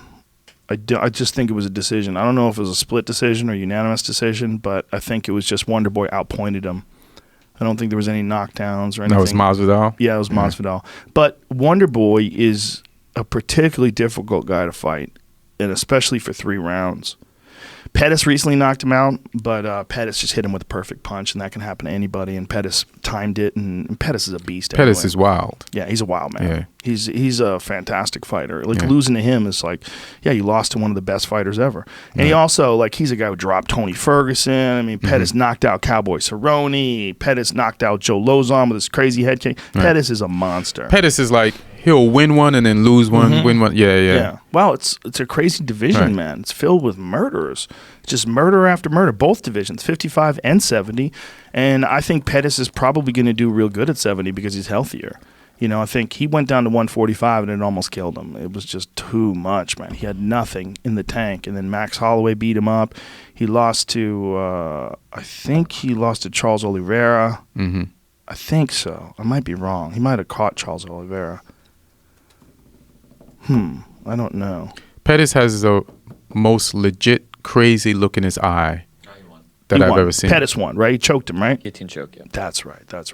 I'm confused. He lost to someone else at 145. Who else did he lose it to at 45? Max, Barboza. Oh, Barboza was 55. Poirier. Dustin Poirier? I don't think that was 55. And he lost to Tony. Maybe that was 45? Wikipedia doesn't say what weight class they're fighting in. He lost to Tony, right? Yes, he lost to Tony. He broke his hand in the fight, and he had to stop. But it was a great fight. That was a great fight. He wound up dropping him. Oh, okay. So Charles Oliveira, Edson Barboza, and then Oliveira. I think that was 55. I think Max Holloway was 45. I don't know, man. I'm not sure though. And then he went back up to 55.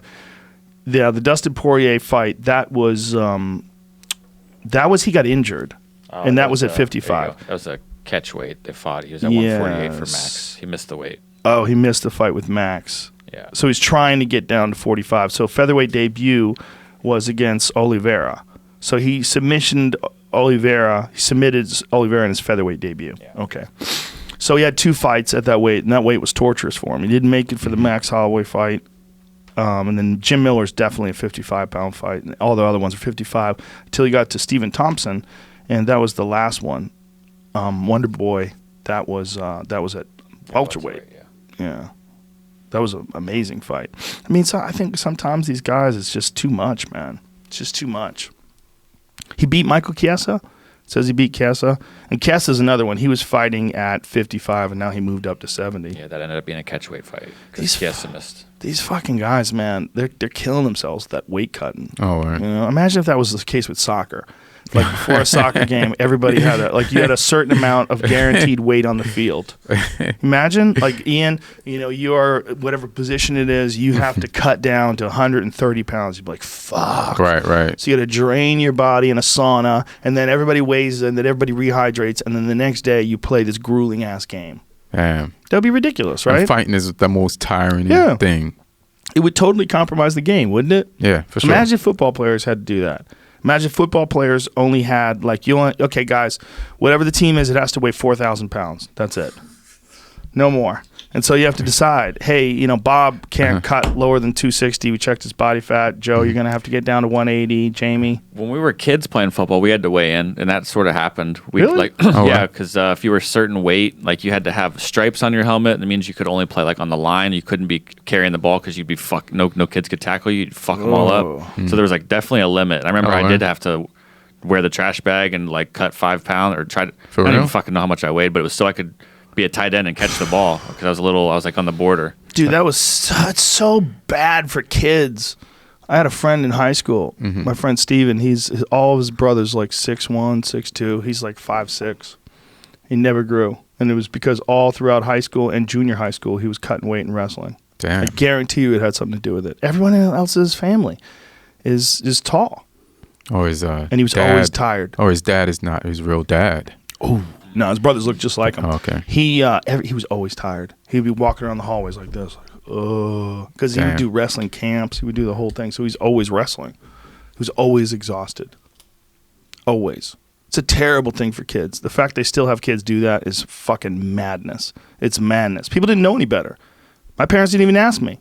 When I got on the wrestling team, they didn't ask, you're not cutting weight, are you? They didn't even ask me. Yeah. Right. They had no idea. Did you just listen to the coach? Coach tells you to lose weight. You got to lose weight. Fuck. So bad for the body. It's so bad for your brain too, because it dehydrates your brain. And then you're in class. You're trying to listen in class, and it's worse than being hungover. That's true, because all they tell us to do now is drink water and stay hydrated. And then you're doing something that's like you can't put anything in your system. You're just trying to drain it out. It does affect you mentally. Yeah. Yeah. When you get dehydrated, your brain works like shit. Right. Like they say that's one of the things that happens to people in the desert. When they start dying of thirst, they can't think straight. Right. They don't make good decisions. Yeah, I've been fatigued like at soccer practice, and you just like you'll be wearing an opposing player's shirt, and just from fatigue, I'll just pass it to you. Just to not have to have the responsibility of this ball. You know what I'm saying? For real, it's like, fuck it. And I'm trying to make the team at the time, and I'm like making just blatant mistakes. I'm just so tired, man. Yeah. Fatigue makes cowards of men. That's Vince Lombardi's line. It did that to me in college. Were you following Adam Greentree at all, his story? Yes. At this point in the video, he said he hadn't had water for like 18 hours and he's still climbing uphill and needs to find it. And great. That's insane. Well, he had to get rescued. I don't know if he broke his arm. I haven't chatted with him, but he thinks he broke his arm too. It is, if you go to my friend Adam Greentree's Instagram, adam.greentree, he documented this hunt that he went in for a thing called a Himalayan tar that lives in New Zealand, and it lives in these alpine mountain areas. I don't know if it's alpine. These dangerous, slippery mountain areas. And he got stuck out there, and they had to get rescued, and fell into the frozen glacier river and was freezing to death. Had to climb into his sleeping bag, soaking wet. Yeah, really dangerous. Fell, thought he broke his arm. Yeah, was worried that he might have broke his leg. Did he pull out his camera and film half of it too, probably? Or I don't think he filmed much of it. He filmed some of it, but he was having a really hard time, and then he had to get rescued. And he had to go somewhere where the helicopter could land so they could winch him and carry him up and rescue him and take him to the hospital. Fucking dangerous shit. There's a lot of these guys like Adam, who's a good friend of mine, who loves to go on these like Vision Quest solo adventures. So he'll go to the mountains and camp out by himself for 28 days. And he films it and puts it up on Instagram. Right. Where he's talking to himself and like hunting elk in these like mountain areas. And last year, that's his campsite. Last year, he had a one-on-one encounter with a grizzly bear. Oh, shit. And he had a pistol with him. And he's documenting him trying to hold off this mama grizzly who's standing up in the background. She made several charges at him. And he didn't even know that the pistol was jammed. The ammunition was the wrong size. So the lever, like when you cock it, it couldn't fit another bullet in there. So he had a dummy gun. He's pointing a gun that's not even real. Damn. So if you pull the trigger, nothing would happen. So then he realized that was a problem when I guess he had tried to fire it to make sure it does work or something. Damn. So then he had to realize that he could put one bullet in the chamber, but he couldn't reload. He couldn't reload. Like musket style. Yeah. So he had one bullet, essentially one bullet. He had the wrong ammo for the pistol. And you only get one shot with one of those charges. You don't even get one, man. You know, when they're running at you, you are shitting your pants. You can't believe it. You're going to miss half the bullets. If you have 10 bullets, if you hit it once, you're lucky. Right. It's madness. Because you're not going to shoot when it's 10 feet away from you. You're going to shoot as it's running towards you. And I don't think you're going to be able to hold that position. It's too crazy. What is the bear doing when it's like making charges at him but not coming at him? Trying to get you to get the fuck away from its babies. Almost always. Almost always. Get the fuck away from my babies. Right. It's almost always a woman, a female bear rather. Protecting their cubs. Yeah, they don't fuck around. Some asshole that might be a hunter. He might be hunting bear. You might want to shoot my baby. Oh, yeah. They don't know. Yeah. You might just be, they don't think of humans as a good thing. Humans are dangerous. Right. It's not our fucking... They're predators. Yeah. I'm surprised bears don't attack humans just more often based on that. Like, how do they distinguish who's a hunter and who's not? They don't think of hunters as being something they should attack. They think they should get the fuck out of there. Because when they see guns go off and then a bullet hits a bear right next to them, that bear kind of explodes and screams in agony and falls to the ground. They just want to get the fuck out of there and not have it happen to them. Right. So if they've seen that ever in their life, they've seen a bear get shot, which if you're in places where bears get hunted, it's very likely that they have seen that. They just run away. They smell people, they run. They want to get the fuck out of there. So bears look at humans like predators. Only in places where people hunt bears. Right.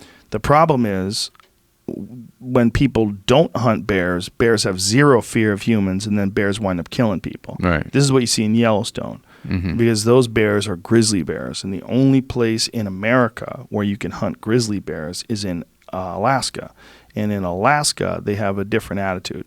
Now, they're starting to open up grizzly bear seasons. I think there was one they were trying to do in Wyoming, and there might have been one somewhere else where they were trying to do. They do it in Canada, but they recently banned it in British Columbia. And the reason why they banned it is not because of the people that live near the grizzly bears. They're encouraging it because these things are bears fucking coming to big there. and dangerous. Right. It's the people that live in the cities are the most people. Like the biggest population center in British Columbia is Vancouver, right? It's all urban. So that's the giant mass of people.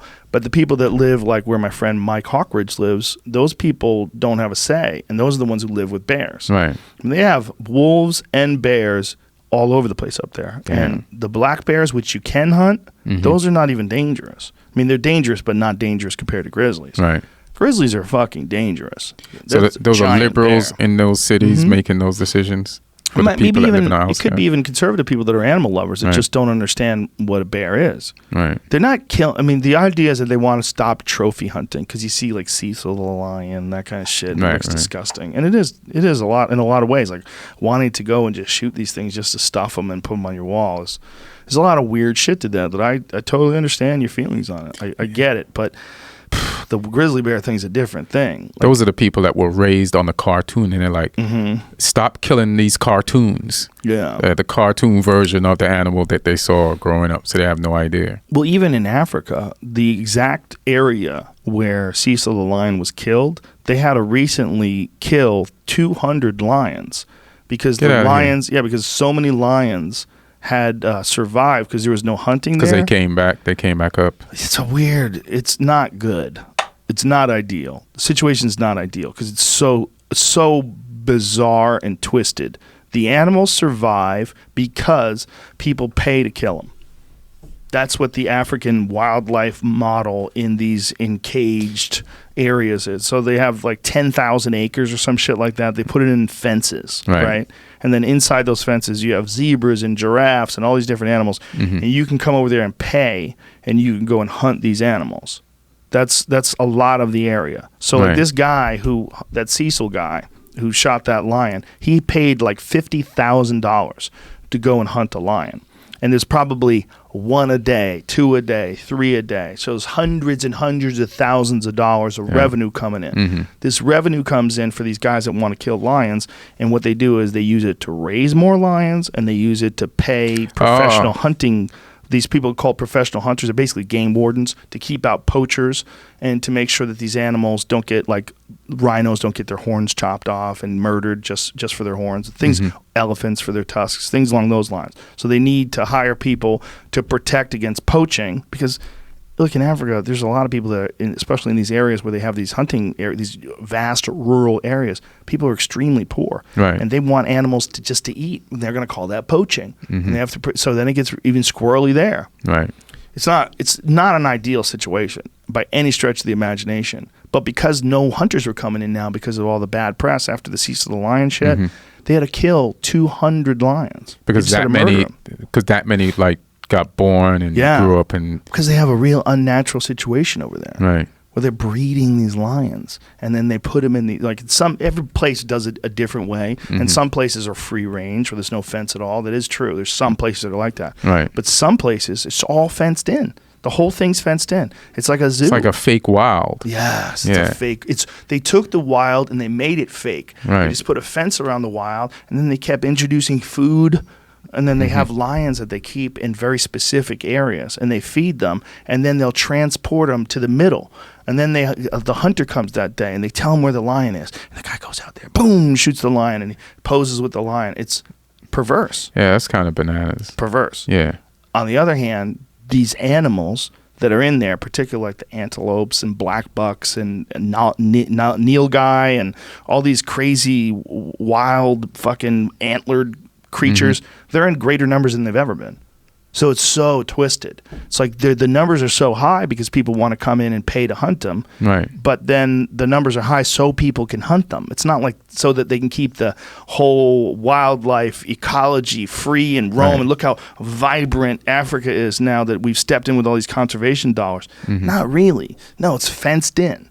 And then people drive up to a spot, get out, boom, take a picture. It's weird. We fuck up everything.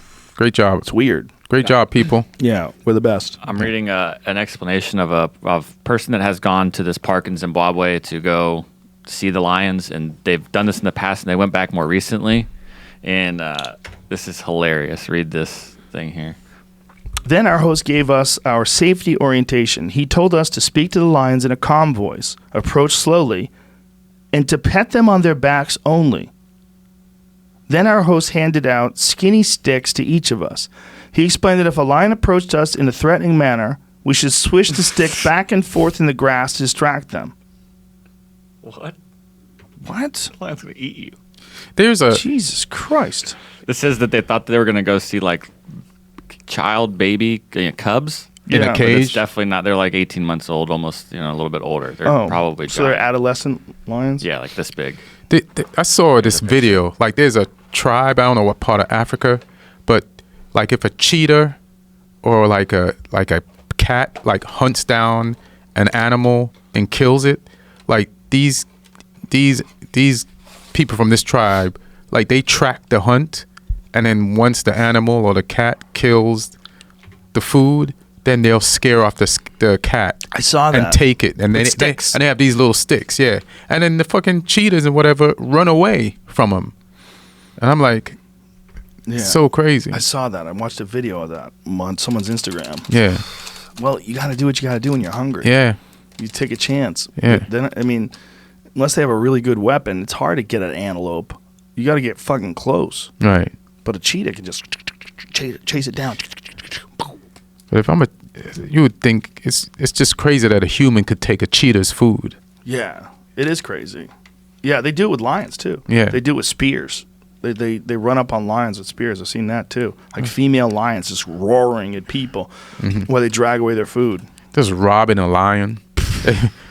Lion. She goes back to the house, and her husband's like, "Where's the food at? I got robbed." Well, what we do here in cities is so recent and so unnatural. It's not like anything that anybody else has ever done before in terms of like human beings up until about 10,000 years ago. There's never been shit like this. Supermarkets and stuff like that. Yeah. All of it. And no interaction at all with nature. Right. Our interaction with nature is reserved to, squirrels, fucking pigeons and shit. Birds. Yeah. Having a dog. Even fucking pigeons are weird. They're Yeah. brought over here as food. Oh, they were? Yeah, and they're everywhere. Yeah, you could eat pigeons. They're delicious, apparently. I never had one. I don't think a lot of people they just don't look at pigeons as food. No. Yeah. Most people. Yeah. 99%. But they have pigeon seasons. Actually, maybe they don't have a season. Pigeons might be like wild pigs, where they're like they're considered an invasive species. Mm-hmm. They're not supposed to be here. They're not from here. They brought them over here for squab. You ever heard of like squab when people eat squab? Nah. Squab is like a fancy word for a young pigeon. Right. It's like lamb. Lamb is a fancy word for a young sheep. How does a pigeon taste? You had it, right? Never had it. Oh, never had No, it. I never thought you had said it. it had it. No, I had squirrel. How's that? If someone told me it was chicken, I would believe them. Oh, for real? Yeah. All It tastes right. a lot like that, which is the most cliche shit to say ever. It tastes How, like chicken. How do you know if you catch a squirrel, if it's rabid or not? If you cook it, you won't catch anything. That's or a will good you? question. That's a good question. I don't know the answer to that. Maybe rabies would die at a certain temperature. All right. Squirrels are not, ground squirrels. I was going to say squirrels are not omnivores. They're herbivores. Mm-hmm. But ground squirrels, I'm pretty sure eat meat. Because I've seen videos of ground squirrels eating a mouse. Right. Oh, It's damn. fucked up. It seems wrong.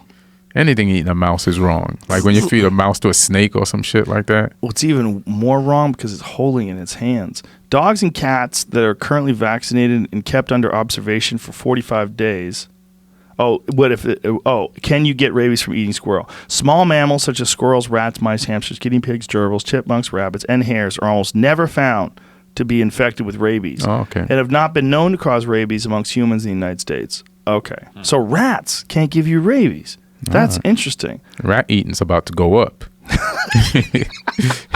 I saw a video yesterday. You good, y'all? Biting the head off of a rat. It's fucking nasty. What was biting the head off a rat? A guy. A guy? A man. Where? An Asian man. Chewing the whole fucking thing, like right off an episode of Fear Factor or something. It was raw? That's funny. I think it was dead. You didn't see it moving before, but it was. You know what's funny? Sick. You wouldn't have been able to do Fear Factor in certain countries. They'd have been like, "Where's the fear?" Right. They're like, "Where's the what? Well, We eat that." I got a lot of friends that are Filipino, especially back in when I was doing Fear Factor, because I was playing a lot of pool. Some of the best pool players are Filipinos. It's huge in pool. With pool rather, but they were laughing at me because they serve balut. They're like, we love balut. Balut is this weird duck embryo. It's like a delicacy over there. I saw that on the show. But people on Fear Factor were terrified of it, and these people are like, no, we pay for that. Right. We like it. Yeah. It's great. And you're like, look at those people wasting the balut or whatever it is. They eat the beak and everything, man. Balut is weird. It's an embryo. It's like a little baby duck. It's very strange. I wonder if you'd even be able to do Fear Factor today. I mean, I know Ludacris is still doing it, but they're doing a different kind of version of it, right? Have you watched one of those episodes just to check it out? No? No, that's like watching your ex-girlfriend get banged. Do you really want to see that? Banged badly? Wouldn't you want to watch her get banged badly? See, I was better.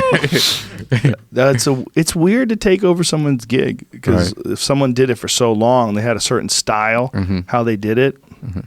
Please pimp my Fear Factor with Ludacris. Right. When who did Pimp My Ride? It was what's his name? Exhibit. Yeah, that's right. Yeah. Whatever happened to that dude? I think he's still acting and doing stuff. Yeah, he was the Pimp My Ride guy. Yeah, it was a huge show. How the fuck did that show go away? That seems. I know that feels like that could just keep going. Yeah. It's like one of them pawn shop shows. They never have to end. Yeah. Just keep pawning shit. Yeah. Do it in different countries. Yeah. Yeah. Yeah. Why would they end? Maybe Exhibit was like, done. I can't deal with these people in their cars anymore. Start making all those other shows. There's tons of car shows now on all those other channels. Pimping shit. Yeah, but that's the best name. Oh. Yeah. Pimp My Ride. That's the best name. Wouldn't you say that's the best name? I think most of those are undrivable. What? Like, yeah, there's been a lot of like Reddit things where people are like asking for like, have you ever been on Pimp My Ride? Tell us about your experience or whatever. And like, they did so much shit to those cars that would be like, hey, by the way, when this is over, go ahead and take half that shit out so you can legally drive it down the fucking freeway. If you not every time, but some of the times they had to do that. If you had one of those cars now from Pimp My Ride, it would be a huge collector's item. Should be like worth a lot of money if you still kept it. I think they started bringing it back, but yeah, let me see. Here's an article. What really happened to the cars from Pimp My Ride? I definitely remember a couple of the guys said that they had to stay in contact with a few of the like in-house mechanics because they had to keep getting something fixed. Right. I believe that. Like they had to constantly drive back to Hollywood or wherever the fuck it was. Right. That makes sense. I'm trying to find. Well, a lot of those shows, like my buddy Bud, who's been on the podcast before, he used to have that show. What was it called? What was that show where they would steal someone's car and rebuild? They would make them think their car was stolen. I can't remember his fucking show. God damn it! It was Chip Foose. Chip Foose would redesign their car, and they would get this fucking amazing car. What the fuck was the name of that show? But Bud Brutzman, he used to have the show Rides. That was a show where they built my 1970 Barracuda. Is it Overhauling? Overhauling, that's it. All right. That's it. Shout out to Bud and Adrian, who was the host. They would take a car and they'd do it in like a really short amount of time. And then after it was over, they would have to like tighten it all up. And when they build a car, they have a shakedown period where like they drive it for a few hundred miles to make sure there's nothing goes wrong, everything's working right. There's like this period of time to make sure that everything's dialed in. Right. They don't get a chance to do that in a week. Right.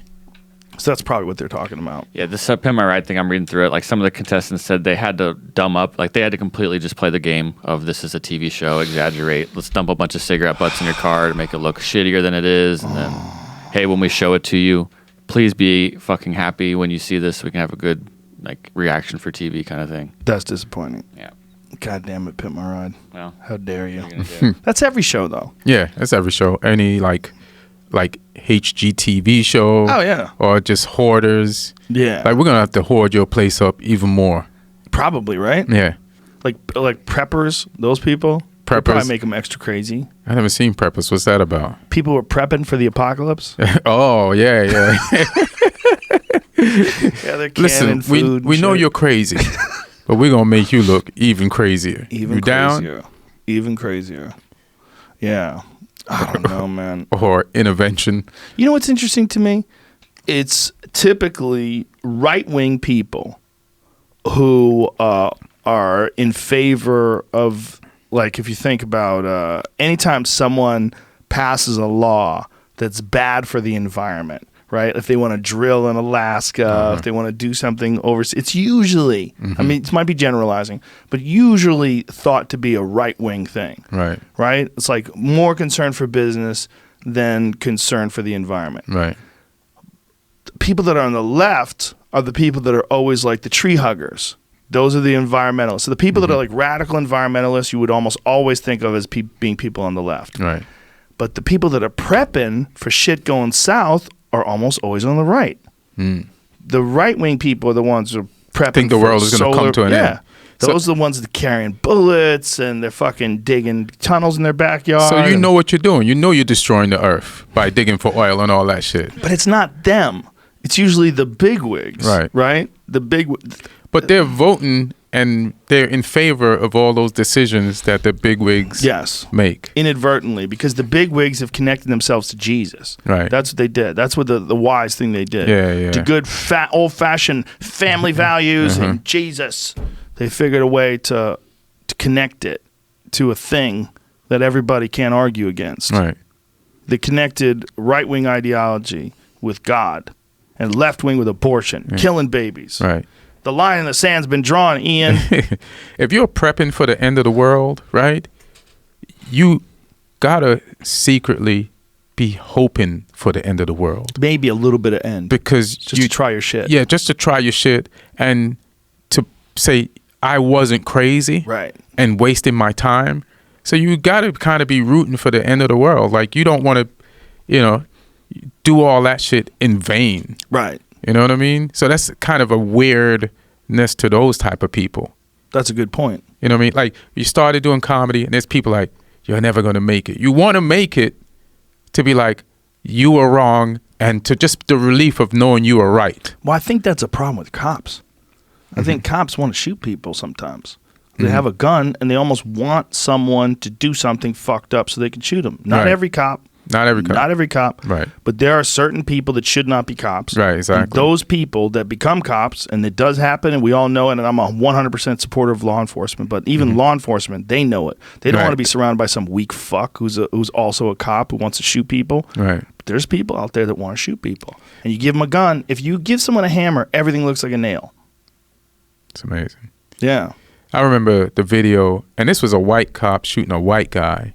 The Arizona one? I think it was in a hotel lobby. And that guy is like, how did he become a cop? How did he not go to jail? Yes. They let him off the hook for that one. They always kind of let them off the hook. They'll give him a slap on the wrist and just get them out of there. In the instructions he was giving this guy, was telling him to keep your hands away from your waist because his pants were falling down. Yeah, and the guy was saying that to him too. Yeah, and he's just crying and crawling towards him. Like helplessly. The guy reaches because his pants fell down and grabs a hold of his pants to pull him up. The guy fills his back up with bullets. Damn. Shoots him in the back on the floor, crawling. The guy's of no threat. Was yelling, making the situation even more chaotic. He's also telling the guy to do something.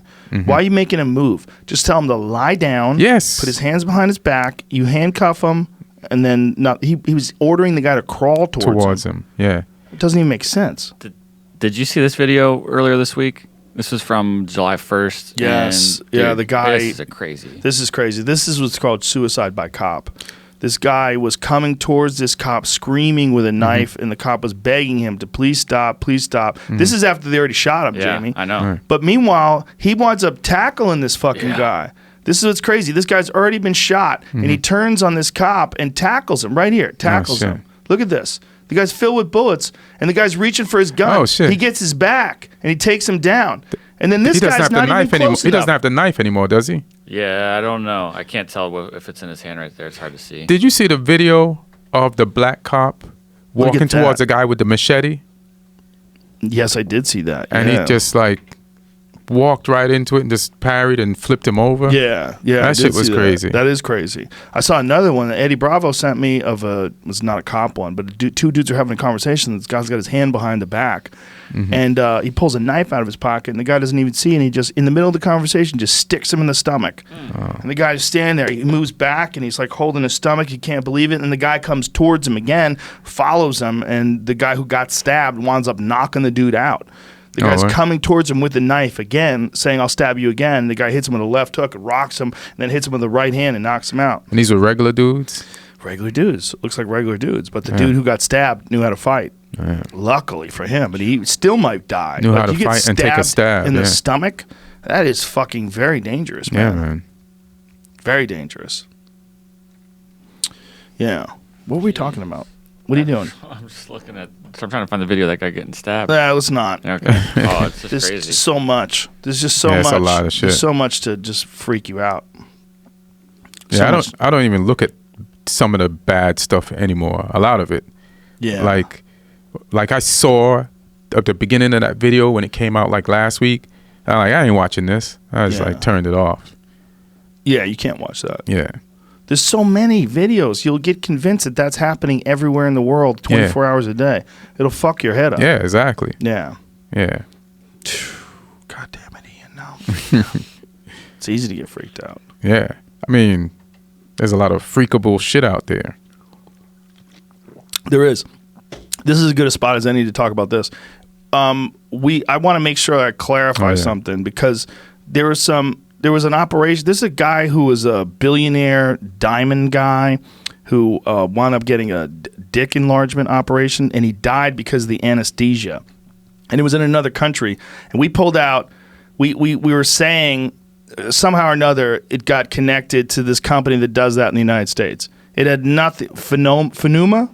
Yeah, the article I had said like he was getting a similar surgery and that this one, the pneuma only happens in the U.S., but he was getting something done in Europe, so it was like different. Well, they reached out to me to explain. First of all, the guy died from anesthesia. You could die from anesthesia from any operation. It had nothing to do with the penis enlargement operation, to use the more correct term, dick enlargement. But he didn't die from that. And that's just as safe as getting your nose fixed or getting your knee meniscus operated on or anything. It's just any surgery where you have anesthesia carries a certain amount of risk. But apparently this dick thing works. They actually can grow your dick bigger now. Well, if you're risking your life, it better work. Well, you're risking your life if you go to the dentist. Yeah, They put you under. Like anytime you get put under, right? If you anything you're doing with anesthesia, there's a very small chance that something could go wrong. But it had nothing to do with this dick operation. So I just wanted to make sure that people know that if you look this up, I don't want any incorrect assumptions to be out there, and I carry no ill will towards these people that make this, and apparently it works. So I just want everybody to know that. Yeah, carry no ill will towards this company that makes dicks bigger. Apparently it actually, it's a weird thing, right? Like for a man to do that, there's certain taboos that are involved in even admitting that you have an issue. Like a little dick is a weird thing, right? Because it's one of the rare things that's unfortunate that you can make fun of. Right. Like you can't make fun of a little person. Right. Like if you make fun of a person who's you're not supposed to call them midgets, right? You're supposed to call them little people. Right. If you make fun of a person who's a dwarf or a little person, you're a cruel person. Right. But if you make fun of a guy with a little dick, somehow he deserves it or some shit. That's a weird thing that women are allowed to do. Like you're allowed to make fun of dudes having little dicks. There should be something in the same vein, yes, to protect little a cruel dick world.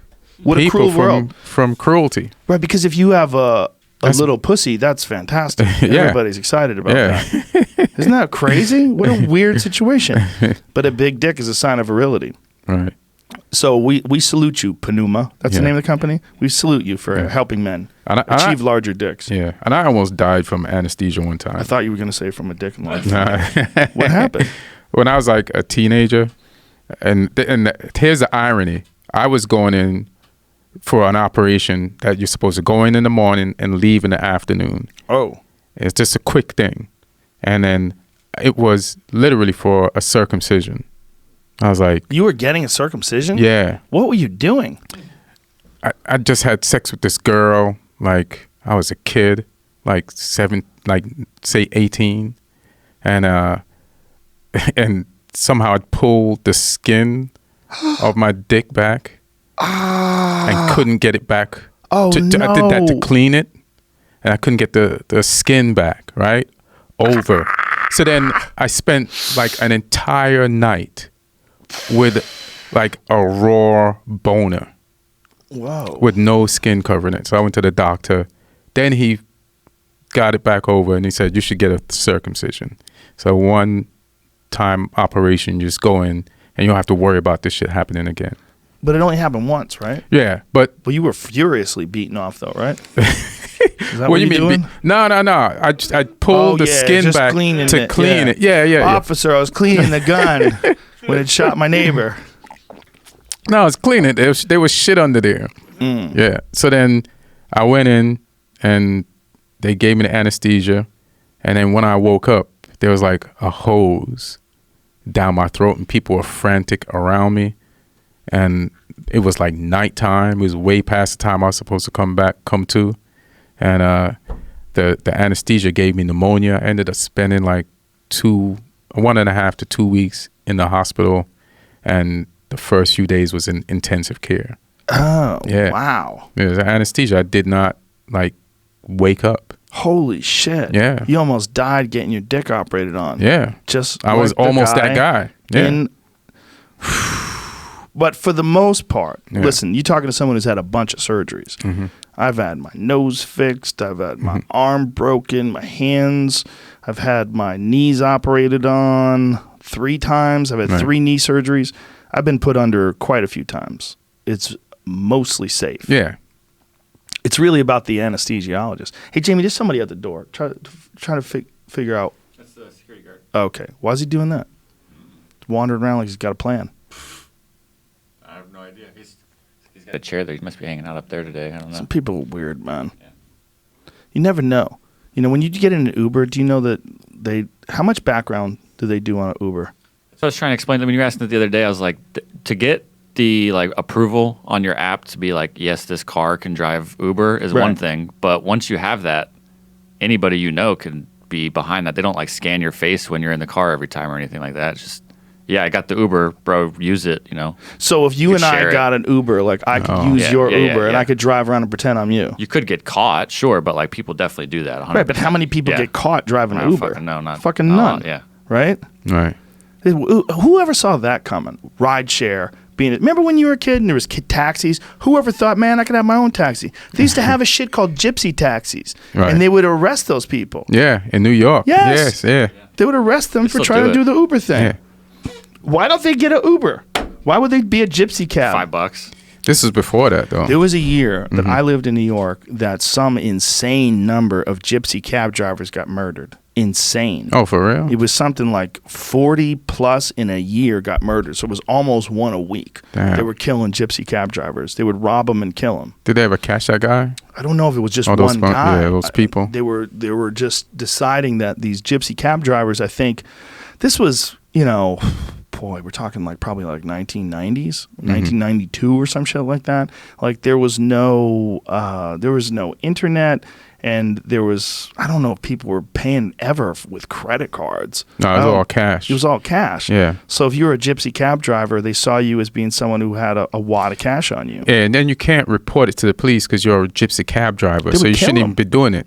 Yeah, but they would just kill them. But if you're a criminal, it's a great crime. Yeah. Like it's a smart crime. Like I'm going to rob somebody that shouldn't be doing what they're doing for a living, so they can't really report to the police that I'm robbing you. Yeah, but they would shoot him and kill him. The thing is, they would just shoot him in the head. And the thing is, like, they would be considered, like, maybe these people were illegals. Maybe these people didn't have a lot of documentation. Maybe when they killed them, it would be a dead end because they wouldn't know what to do. Maybe they were here by themselves. Maybe they figure the cops don't care about. They would definitely figure the cops don't care. Yeah. And, you know, because it's cash and because there's no meter, right? So it's like there's no record of everything. Right.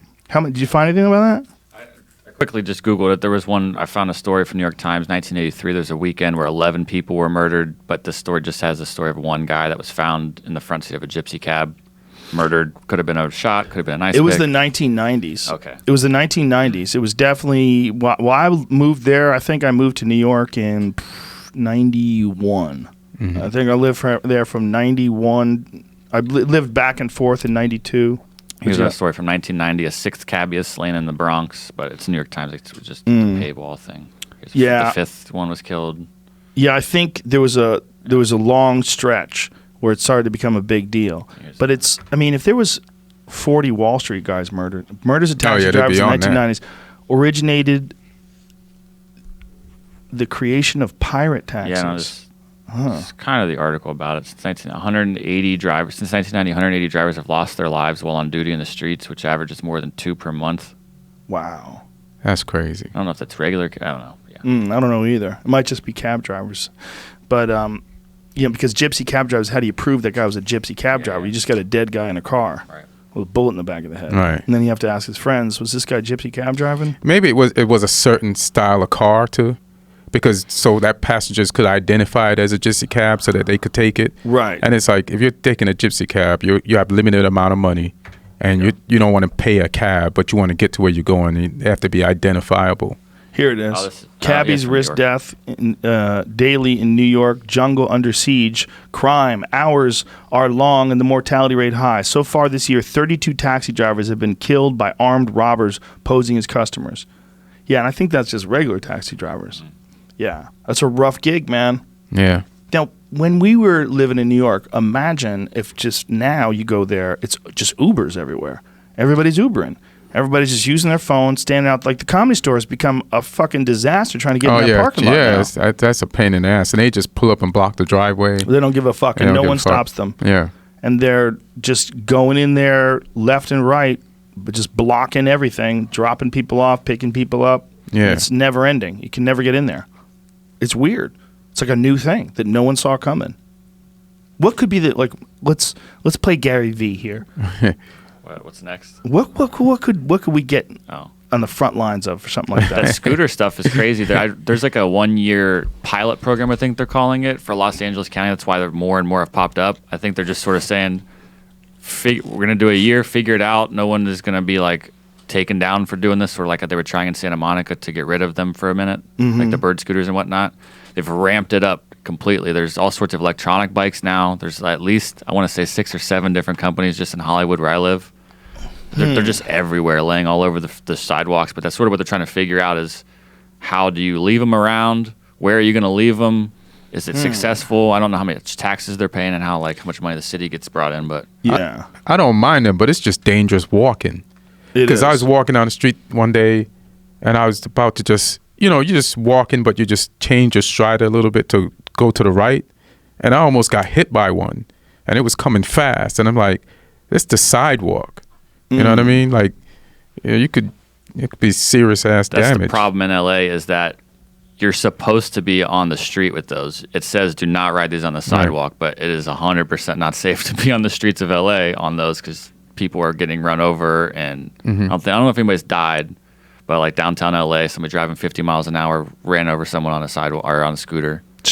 Like, why the fuck are you driving so fast downtown also? Yeah. Well, there's people that are crazy. Yeah, the hit and runs happen anyway. They happen all over the place. And then there's assholes. People are going to shoot cab drivers. They're going to run over scooter drivers. Yeah. They're everywhere, though. It's weird to see them. And they've started to ban them in certain places, right? Some neighborhoods have tried, like West Hollywood, you kind of can't leave them anywhere. But I think there's cities. It's like West Hollywood's a city. Yeah, but I mean outside of California. I mean, other cities have just said no more. Yeah. You know, Vegas, you can't. No fucking way could you have them in Vegas. All no? those drunk people. Oh, Yeah, right. Jesus. Yeah. Oh my god. Drunk people on scooters. Can you imagine? Oh, shit. Ridiculous. Drunk people on scooters and drunk people driving while you're on a damn. scooter. Yeah. Plus Fuck. weed. Plus weed. Now weed. Yeah. How good was Vegas? It was a good time. It was a wasn't good time, yeah. That was fun. You just had me thinking about what could be next, though. Yeah. What could be next? Like Yeah. if we didn't see scooters coming, we didn't see Uber coming. What could be the next? What big do we thing? What do we need? What do we need? Yeah. We need protection from the ocean. The ocean's going to rise up and take us. We're melting the ice caps. It's going to we're going to have to move to Tucson. Boats. They're making more subways here right now. Yeah, they're going to fill up with water. What a good move. They're gonna have one in Beverly Hills. Those are going to be canals. Canals. We'll use those for the toilet Subway in the year canals. 2090. Yeah, we're going to throw our shit down those tubes. Like, I wonder, man. I mean, there was some shit that I was reading today about the ice caps melting at an accelerated rate. It's always, it's never good news.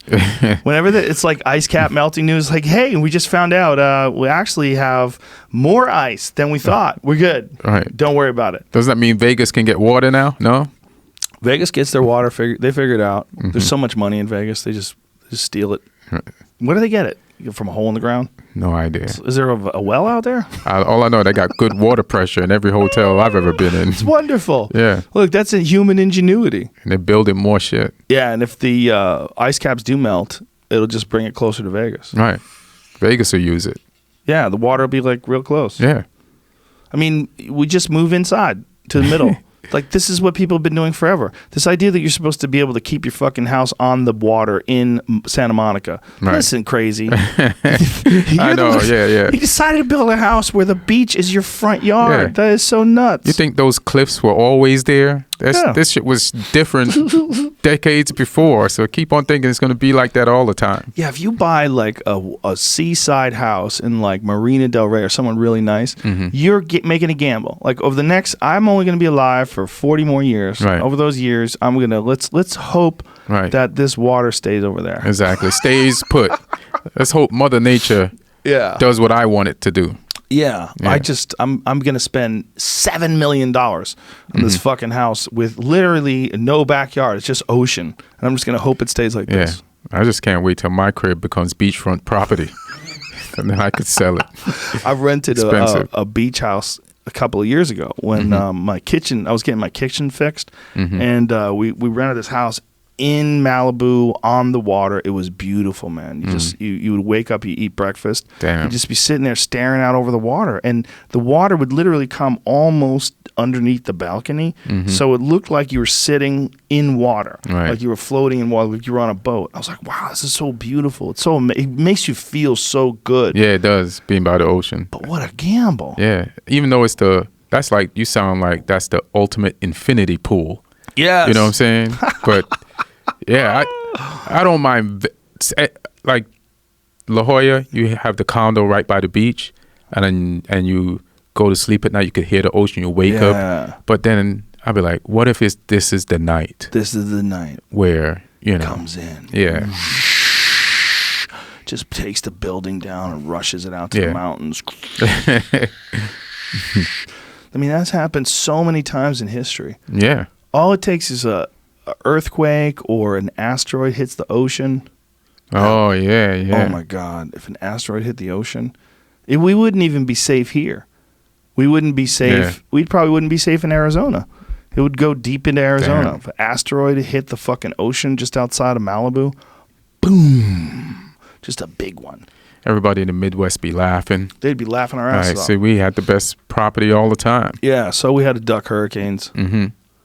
They have the scariest shit. I think tornadoes are the scariest shit. Yeah, those things are so random. And they happen every year. Right. Every year. It's not like earthquakes happen every year. A hurricane, you can track, you know it's coming, you can prepare. Yeah. You could just leave. A tornado is just like, They just show up. hey, man, I'm here. Yeah. Yeah. That's the scariest. Yeah. But that's just something that people deal with. When they wipe out entire towns. Yeah. They take towns off the map. I feel like they just always aim for these small towns. Well, I think it has to do with agriculture. If I'm right, I think it has to do with like flat areas and the type of weather that they have, and I don't think they take place in areas where there's a lot of trees and forests. Is that true? It's more like they don't really happen in cities, right? Because the heat structure and it creates like where the air pressure starts, because it's a hot, cold air pressure system that kind of starts swirling. So because of the artificial concrete and all this stuff, that's why tornadoes almost protect the bubble. It does happen in cities from time to time, more like on the outskirts, but like it's very rare to see one roll through a downtown. But does one ever go through like Colorado? Yeah, like I'm looking one up right here. That's why, as you were saying, trees. I got a video of one like just ripping trees up in Texas. So like, but it does mostly, for sure, on flat Even lands. Texas has them. Yeah. Well, Texas has a lot of crazy wind. But it's so close to Oklahoma. Oklahoma is like Tornado Alley, anywhere around there. There was one that was on TV that was mad. It was hitting this area where they had these oil trucks, and it was carrying these semi-trucks in the air. I don't know if they were oil trucks. They were semis, like a 16-wheeler, like fucking trucking, like that. It was flying in a circle in the sky like a fucking newspaper. You know how a page from a newspaper gets caught in the wind and starts flying around? This fucking tornado was carrying trucks like that. I said it was in this video. This is in Missouri earlier this year. I don't see it. I don't see it either. That's mostly news stuff. Okay. Yeah, but there's a video of that's it right there. That's the video. This is the video where you see, look at this. While you see the trucks as they get closer, you can see inside the fucking thing. That is a truck flying in a circle. If this is the same video. That's hard to tell. I don't know if that's it. Yeah, that's after. No, that's the semi after it lands. I mean, that might not have even been it, but it was one where there's probably so many fucking tornado videos, but it was one where these trucks were literally flying around in a circle, like it was carrying this gigantic semi and just floating it in the air like a paper airplane. Was it from Twister though? Was it some fake footage? No, or something? It was real. Okay. It was real. Some news footage from television. It seems like then it's hard to catch that because all these are just already on the ground. Yeah, no, it wasn't from a distance, but it was some news footage. Anyway, we're just rambling here. We're fucking rambling. Speaking of rambling, Ian Edwards has a comedy special. Oh, yeah. When's it coming out? Friday at midnight on Comedy Central. Oh, shit. Why did you decide to do it in that style? It's kind of interesting. You did it like a TED Talk. Because there's so many specials out there.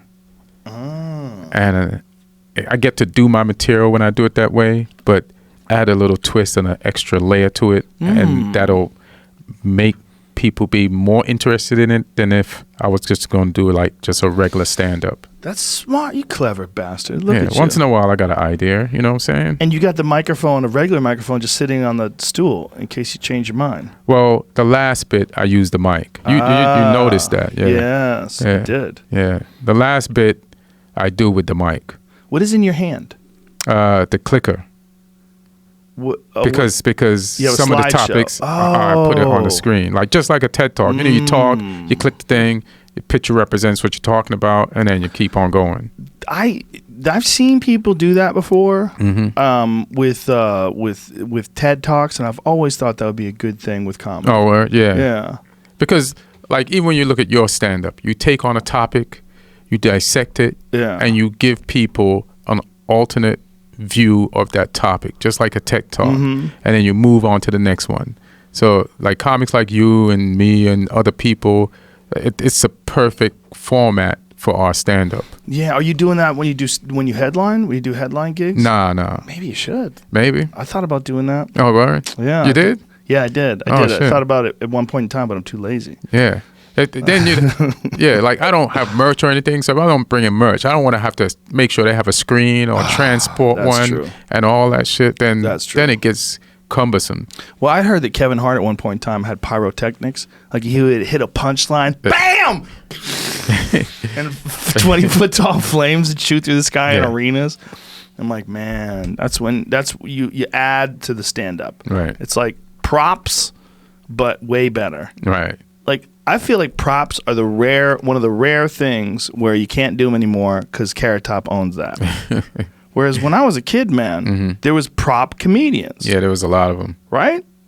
Jamie, you don't know about any of that. Yeah, I just remember a lot of ventriloquists and some people that were doing little prop things, but yeah, no one really had that truck full of fucking There'd stuff. be the comic that show up to the mic Yeah. with a briefcase, Yeah. and then afterwards he has to gather his stuff like a stripper. Yeah, they have like After a his giant set. duffel bag. Yeah. And they'd have to Gallagher stuff had all that everything in stuff. there. Yeah.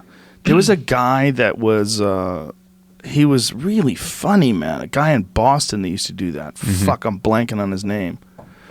But he had glasses, and he had a real similar kind of act. But it was kind of like science-based. He had a bunch of weird shit that he would carry wow. around with him. Alex Zerbe? Nope. Okay. No. It was a long time ago. You ever seen Chips Cooney? Chips Cooney. I've heard the name. Yeah, he had props, but he was a fake magician. Really? So like, remember the name of that Tupperware? Oh, that's right. That's that right. expanded. Yeah. Like that was one of his tricks. It's just all goofball shit, but he was funny. Like, and then pull it out. That's the trick, and just keep going on to the next goofy thing. There was a guy named Lenny Schultz, and he remember remember Lenny. Crazy Lenny? Uh-huh. Yeah, he had a bunch of props. Yeah. I watched Steve Burns' documentary on The Amazing Jonathan that he just Yeah. put out. It was really good. Was it? Yeah, as a younger kid, I liked him just because of his zany, crazy Right. shit he did. But watching the documentary was awesome. So Good job doing that. What is it? Yes, shout out to Steve Byrne. What is it basically about? Like he lived in excess, right? Yeah, it's definitely about that, sort of like his rise and maybe I would say fall, but then sort of how he came back. He almost died. It's a lot too about this fan that became his manager, and sort of he helped him and guided him along and apprenticed him a little bit, and just about the relationship and pulled Wow. footage together. And it was just interesting. He's an interesting guy. Wow. Yeah, those guys from the fucking 80s went hard, man. That was the Kinnison era, you know? Yeah. If you wanted to be a wild man, you had Kinnison to go Coke. hard. Yeah. He's Coke and figuring out how to comedy. snort coke on stage. He's just like, I'll make a joke about it. It's supposed to be fake coke, but he's really Oh, like, shit, I'm that's really real? doing it. Like a lot. So he made a bit. Yeah. Huh. That was not a prop. That's real shit. Yeah, well, I bet people have done a lot of Weasley shit like that. Like, just put something into their act to be able to pull something off, you know? Like, I would think. Like, it's one of the cooler things about comedy is also one of the weirder things, that it's so open-ended. Like, the club just, like, you get booked to the Brea Improv, right? You show up. Like, what's up, Ian? How are you, man? You know, and you're like, hey, this is my opening act. They shake hands. Everybody's cool. They don't even ask you what you're going to talk about. Right. They got everybody sitting there. People have paid money. They've sold tickets. They've sold drinks. And they have not a clue as to what you're going to discuss. And you just go up there and say whatever the fuck you want. America. Love it. Crazy. Yeah. What a weird way to make a living. Yeah, and then you do the same thing for like a TV show or something. You have to type it out. Yeah. Send it to them. They got to look at it. That's the beautiful thing about Review it. Netflix. Netflix didn't say shit. They just said, we "Hey, do. we want to do Right. we want to do a special with you." I said, "Great, Right. let's do it." They said, "Okay, let's do it." It was that easy. Damn. We did it, and they said, "Okay, great, you did it. We like it. We'll put it up." Boom. I had to send Comedy Central a proof of concept. Yeah. Like I had to shoot the set like in a small club, send it to them, and they're like, all right, okay. Ugh. Yeah. Well, the good news is they approved. Right. It's on TV. And a special is always, in my opinion, really just an advertisement to get people to come see you Right, exactly. live. Right. And so I'm glad the advertisement's out. Oh, yeah, 'Cause me too. I've said it before. I'll say it again while you're here. You're one of the best comics in the world. For Listen. sure. Listen, so many times people come up to me, Rogan was talking about you. Like, I don't even have to be on the show. Like, they're like, Rogan's talking about you. And so, like, people will come to a show because you just spoke about me. But it's true, So, though, man. I mean, thanks. you and I have been friends for Yeah. 28 years or some Yeah. shit? Something crazy. Yeah. It's a long fucking time. But you've always been one of the best comics in the world, you know? And I think Thank right you. now, And you too, brother. your new shit, man, Oh, yeah. that you're doing that's not even the special. Yeah. I was crying this weekend in Yeah. Vegas. That new thing, I won't say what it is, but god damn, it's good. It's really good, man. I love that. You know, I love the transition between when someone does a special to writing and working on new stuff. Yeah, Because man. then you just get this new angles and having to write shit. Right. It's like, I've been trying to tell this to Bobby Lee, who's another guy that is one of the best comics in the world. And it's a Right. fucking shame that Bobby Lee doesn't have a special. And he doesn't, you know, it's like his thing is like, well, no, I won't be able to use that in material Exactly. anymore. Like, yeah, but you'll write better stuff. Yeah. You'll be forced to. I think he's shooting a special, though. Yes, he's talking about it. Yeah, because he asked me who directed mine. So I was like, oh, wait a minute, is Bobby about to shoot a special?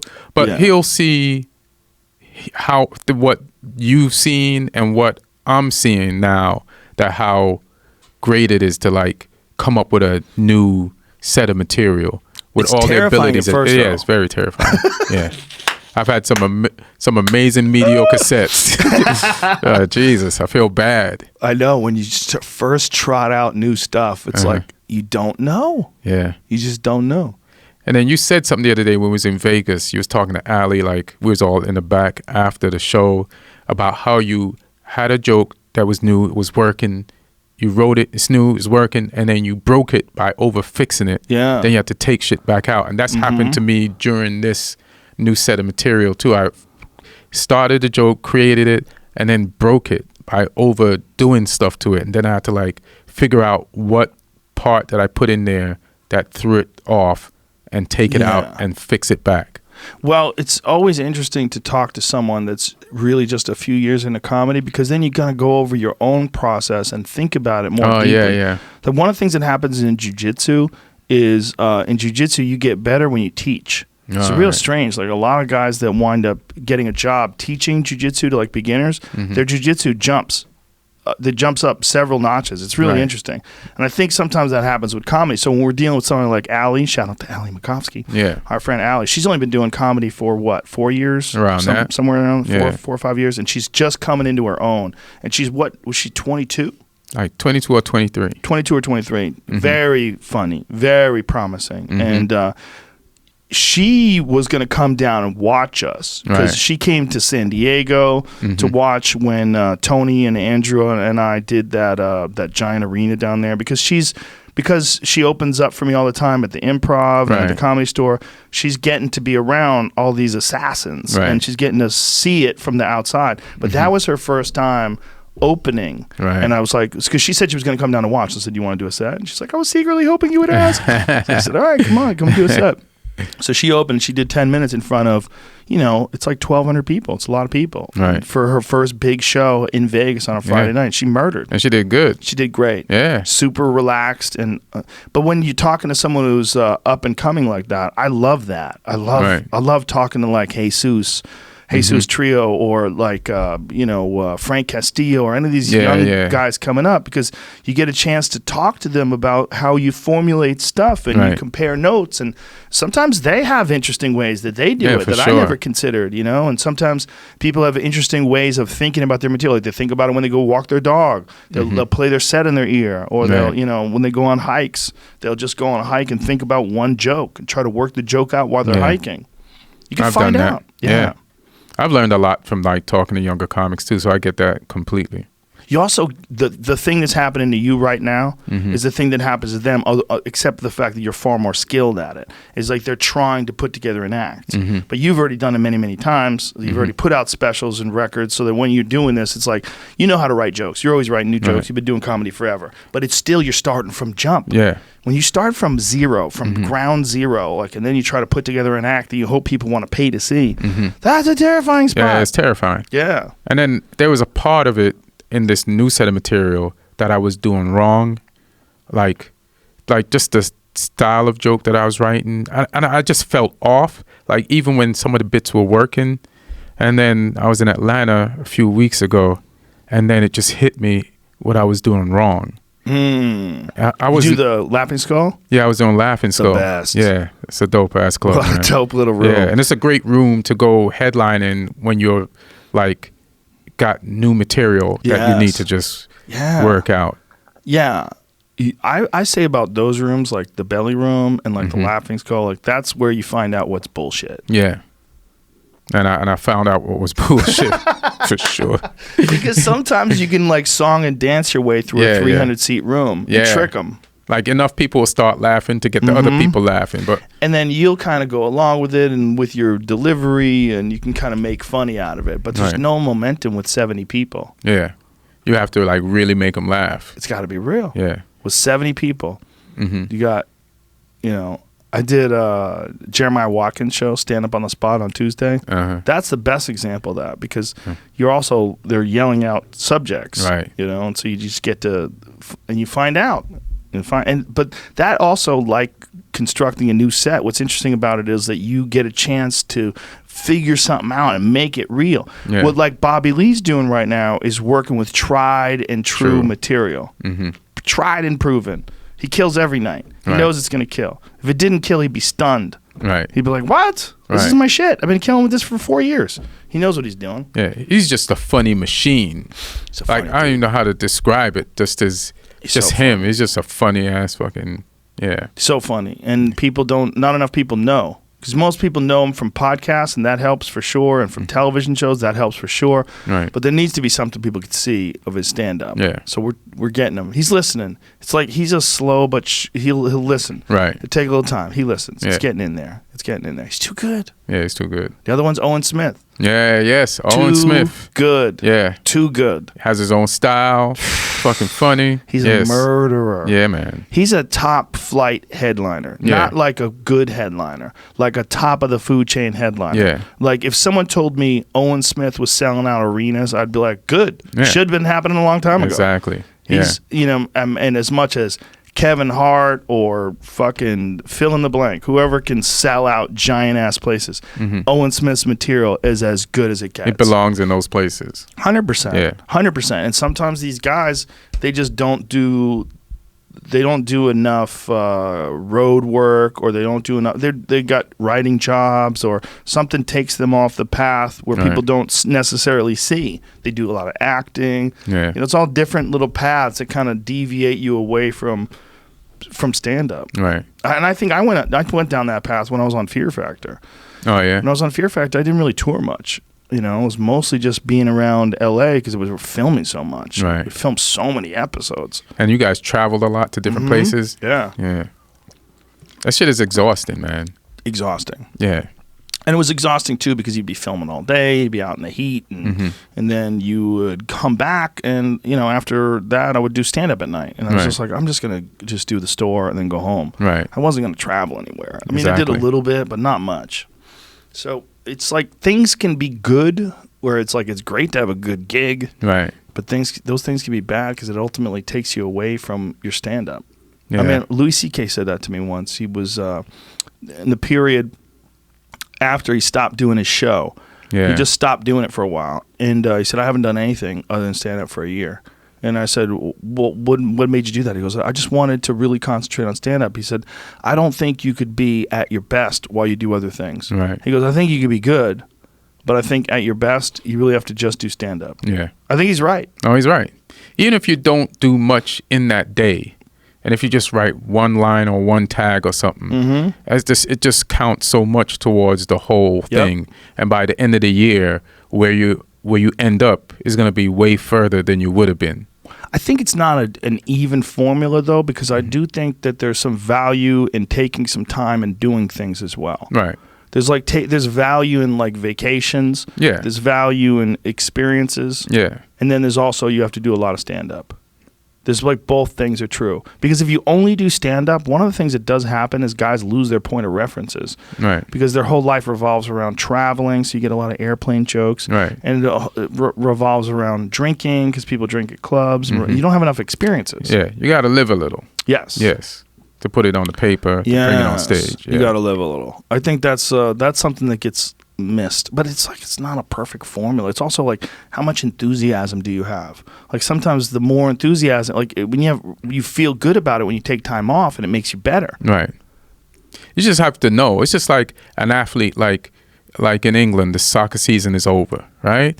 So the soccer players go on vacation, but while they're on vacation, you got to get in a month or so. You got to get back to training in a month or so, but you can't go back to camp out of shape. So there's a point where you have to be with a trainer while you're kind of off for the season, getting in shape, so that when you go to camp, you're not out of shape and you're losing your spot on it. It's just there's just a delicate balance of everything. Yeah, that makes sense. Yeah. And also, it's so insanely competitive, right? There's so many people lined up ready to take your spot. Yeah, you can't get fat when you're on vacation. But so is comedy. It's like when you shoot a special, and then the guy that couldn't follow you is killing because he still has his material.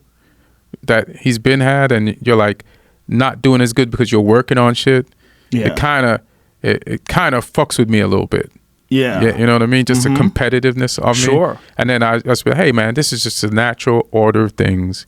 Just keep doing what you're doing, and everything is going to be fine. You'll figure it out. You're growing again. There's nothing wrong with that. Whenever new bits come to life and they start to really work, I go, okay, this is just trusting the process. This is what happens. You trust the process, keep grinding, but you have to do that. If you don't put in that time, if you just decide, oh, I need a new act, but you don't work on it, it's not going to just show up. Nah.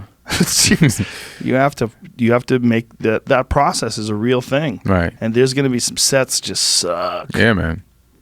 Yeah, for sure. For sure. Yeah. You take one old joke, go on stage, and just butter it with add to it. Yeah. But one thing is true for sure for me is that when someone like you is writing new stuff and that new stuff kills, like this past weekend, that makes me excited about writing new shit. I go, oh my God, it's out there. I got to find it. I got to find the bits. Right. They're out there. Look, he just found 2 giant juicy ones. You know, juicy it's like someone coming back from a fishing trip. Like, oh, look at this. How's that tuna? I'm going tuna fishing. It's hilarious. It's out there. Oh, there's out there. There's gold in San Francisco. Yes, go dig it. It's gold in them Nar Hills. Yeah. But I always see you go find new material.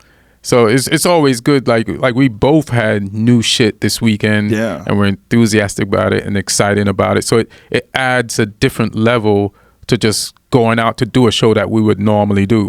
Right. And then we get to talk about it afterwards with the excitement of how new the material is and how it's coming along. And that's a level of fun right there. You don't experience unless you're out there writing and growing. Yeah, there's no other way around it. And I think that's a metaphor for life. I think the people that get stagnant in life, the thing is because you're not taking any chances. You're not doing anything new. You're not growing. Yeah. You got to, and artistically with stand-up, it's one of the rare art forms where you cannot do the old stuff. Right. They don't, maybe if you're Jim Gaffigan, people want to hear Hot Pockets, but they also want to hear an hour of new shit. Right. Maybe if you're Burt Kreischer, they want to hear the machine story. He says they get mad if he doesn't tell the machine story. He doesn't tell his machine story. Just take his shirt off. He's mad if he's clothed. What if he starts taking his pants off and then just puts them back on? They're going to go, hey! Fucking pants on. Why are your pants on, bro? How dare you? We're all partying pants free. That'd be his new shirt. Partying pants free. Hilarious. Yeah. Partying with no pants or partying pants free? Partying pants free is better. Partying pants free, yeah. Yeah. Burt Kreischer, there you go. That's the name of your new special. Partying pants free. Just you fat as fuck with boxer shorts talking shit about Sober October. Tidy whities would be way better. Really? Tidy whities. Go all in. Yeah, but boxer shorts, when he moves funny, his dick hole will open up a little bit. You get a peer into the monster. Speedos. Well, how about just Speedos? How about Burt on stage with Speedos on? Speedos don't seem like a comfort move. Nah, they don't. It seems like a bad decision. Yeah. I mean, it's not someone who really wants their dick to be caressed and cradled. Speedos are like you're punishing your dick. Like you fucking. It's like a tent in a storm. Yeah. You're nailing it down. Punishing it or showing it off. Right. Yeah. If you got a hog. Yeah. Instead of getting a penis enlargement, buy Speedos. Yeah, just take your circumcised dick and pull it all the way down so it's a full erection. Hey, man. And then put a rubber ring around the base of the balls to contract all the blood, constrict all the blood. Yeah, that's a weird thing that someone figured that out, right? Cock rings. Yeah. How do I stay hard here? There's got to be a way. Put a rubber band at the base of your dick. Viagra. Yeah. Yikes. Yeah. That's one thing that if they do ever come out, I used to have a bit about that. If they ever come out with a pill for how to, like a boner or a dick enlargement pill, if that actually works, it'd be 30 seconds later, the first dude would die of an overdose. Oh, yeah. Because you're not going to just take one. You're going to find out how many give me a stroke. Yeah. Okay, how big did you want it? Jesus Christ. Yeah, there was a whole sequence where women would evolve because people would still want to have sex, but the dicks would get bigger, and then women would develop these flying squirrel pussies. They would just jump off cliffs to get away from dudes who were chasing after them with their big dicks and shopping carts. It's hilarious. They grow wings. Why are women growing wings? Just to fit so people could mate. Yeah. Yeah, if you could grow a big, have you ever watched a porn and said, that's just too much? Yeah. Yeah. Yeah. It's like comes a certain point in time where like, how big do you want your arms, right? Yes. Do you want a big arm or do you want an arm where the bicep touches your fingers when you go like this? Right. Do you want that? Oh, you can't even move. Yeah, that's you can't crazy. even move. It's too big. Yeah. Right? That means you can never do this. You can't do anything. You're like this. No, yeah, you probably can't even walk. Yeah. You're just too heavy. You're probably waddling everywhere you go. You weigh 600 pounds and you're 5'8". How the fuck are you doing that, right? There's too much. You can get too much. Yeah. You can get too much dick. but I bet it's like you can get too much. I bet it's like those girls who get body dysmorphia with their breast size. Oh yes. Some girls go crazy. Like they have triple E's and they need them an F. They get nuts. It's crazy. They don't see it like the way you're seeing it. That's how it happens with anorexics, bodybuilders. Yeah. Yeah. That is goddamn bananas. It is. The dick thing it's a weird one, right? Yeah, it's definitely going to happen since women overdo it with their breast size. And like you say, they can't see how weird it looks. Yeah, it's a normal thing with humans. Yeah. Have you seen those guys that inject their muscles with oil? And it makes their muscles swell up like balloons. It looks so fake, but they don't see it. It's body dysmorphia. It's the same thing that an anorexic gets when they don't recognize that they look like a skeleton. When we was at the airport in Vegas and we were waiting for your pool thing, there was this chick, and she had like a weird butt. Oh, poor girl. And it wasn't real. And you could tell only she didn't know that it didn't look real. She probably thought it looked amazing, right? Yeah, she was walking around with like letting everybody pure know. confidence. Look at that, bitch. Yeah. Yeah. People get strange because the butt thing is treated differently than the boob thing. Like a woman with really large fake breasts is still hot. Yes. But a woman with really large fake butt, it's like, oh, come on. Yeah, that comes off crazier. Yes. Yeah. And fake lips. It's another one. That's crazy too. Yeah. Yeah, we have rules. It's weird. Yeah, fake lips is like, what am I supposed to do? Just pretend this is not happening in front of me right now? Yeah. Well, it fucks with your, apparently we have when we see a certain person, when we see people's faces, we have an expectation to where things are going to be based on where things are. It's all like the Fibonacci sequence, like the golden ratio, the way your face is designed, like Ari Shaffir. If Ari Shaffir had a tiny nose, you'd be like, what is wrong with your face? Your face is supposed to have a big nose. This is like how that style of face is supposed to come with that style of nose. Yeah. Right. And if it doesn't, it's weird. But then you look at a guy like Greg Fitzsimmons who has a little nose. You know, if he had Ari's nose, you'd be like, what is that nose doing on your face? This is crazy. It's like you fuck with that when you do something to make something bigger or wider or, you know, with your face. You know how people get tattoos and different things? Like suppose people start enlarging areas of their face. You just like getting eyebrows. Bigger ears, bigger noses. Ooh, what if big ears come into face? Dumbo ears. It's like the new thing. Well, how about those holes where people stretch, they do those gauges and they pull their fucking ear hole out? They put that earring hole at the bottom, make it giant. Yeah. Like a hoop. That's bananas. Yeah. Like, what are you doing to your ears? Yeah. Like, I don't want to fuck up the chance of me not being able to hear some shit. I don't think it does. I don't think it does, but it's just, I'm not doing anything personally that's close to anything that I need. Yeah. Like, I need this for what I need this for. I'm not going to do anything to it that might jeopardize it in any way. I always feel like that about cauliflower ear, too. Like, out of all the years that I did jiu-jitsu, I don't have cauliflower ear because I always wore ear guards. Right. It's like, if you fuck with the shape of your ear, it fucks with the way sound goes in there. Oh, man. Like, take your ear and then talk, go blah, blah, blah. Now, put the tips of your fingers on the top of your ear and then fold them down. La, la, la, la, la, la, la. It changes the way sounds are. It changes sound. Like, this helps sound. These are speakers. These are bows. Right, You know what I'm saying? Yeah, you're fucking with your bows. You're fucking with your bows. It's the shape. Nature figured out a shape to collect all that sound and get it inside your ear holes. Yeah. But when you're outside of your ears like a rock, like a lot of these wrestlers and jiu-jitsu guys, it's all calcified. So that with that cauliflower ear, I don't know if you ever touched a cauliflower ear. No. It's like a rock under the surface. It's like a calcium rock. That's what it's like. Because what it is the break in the skin, it swells up because it bleeds, and then that blood calcifies and hardens. and the only way to fix my friend Brett had his fixed. Brent, my friend Brent had it fixed. They had to cut his ear like a fish. They had to fillet it, and then they had to open it up and scrape out all the hard tissue and then sew it back up together. And he couldn't do jujitsu forever because if he did jujitsu again after the operation, it would break open and start bleeding again. Damn. Yeah. I was looking for a picture where a guy gets this part. I've seen people with a plug and a hole on the inner part here. Oh, I've seen that. Yeah. But this guy took it to a whole other fucking spot. Oh my god! Oh, is his nose? Oh my god! You can see inside of his nose and shit. Oh my god, that is Damn, insane. man. But like that definitely fucks with his hearing 100%. Oh yeah, 100%. He's got a giant gauge hole in the bottom and a medium gauge hole in the top, and then big ones on his nostrils. Where his nostrils, he has like the bottom hole where his nostrils are, and then above the nostril, he's got two huge holes where you can see the septum. He opened up the side of his nostrils. Quarter size hole easily, right? I can't say that dude's real happy. I just don't see it. I don't understand that look. But hey, Hey, man. what are you going to do? Ian Edwards will be with me with Dave Chappelle in shit. Tacoma, Washington, and then Salt Lake City. Salt Lake City the next day, which is August 3rd. Tickets just went on sale.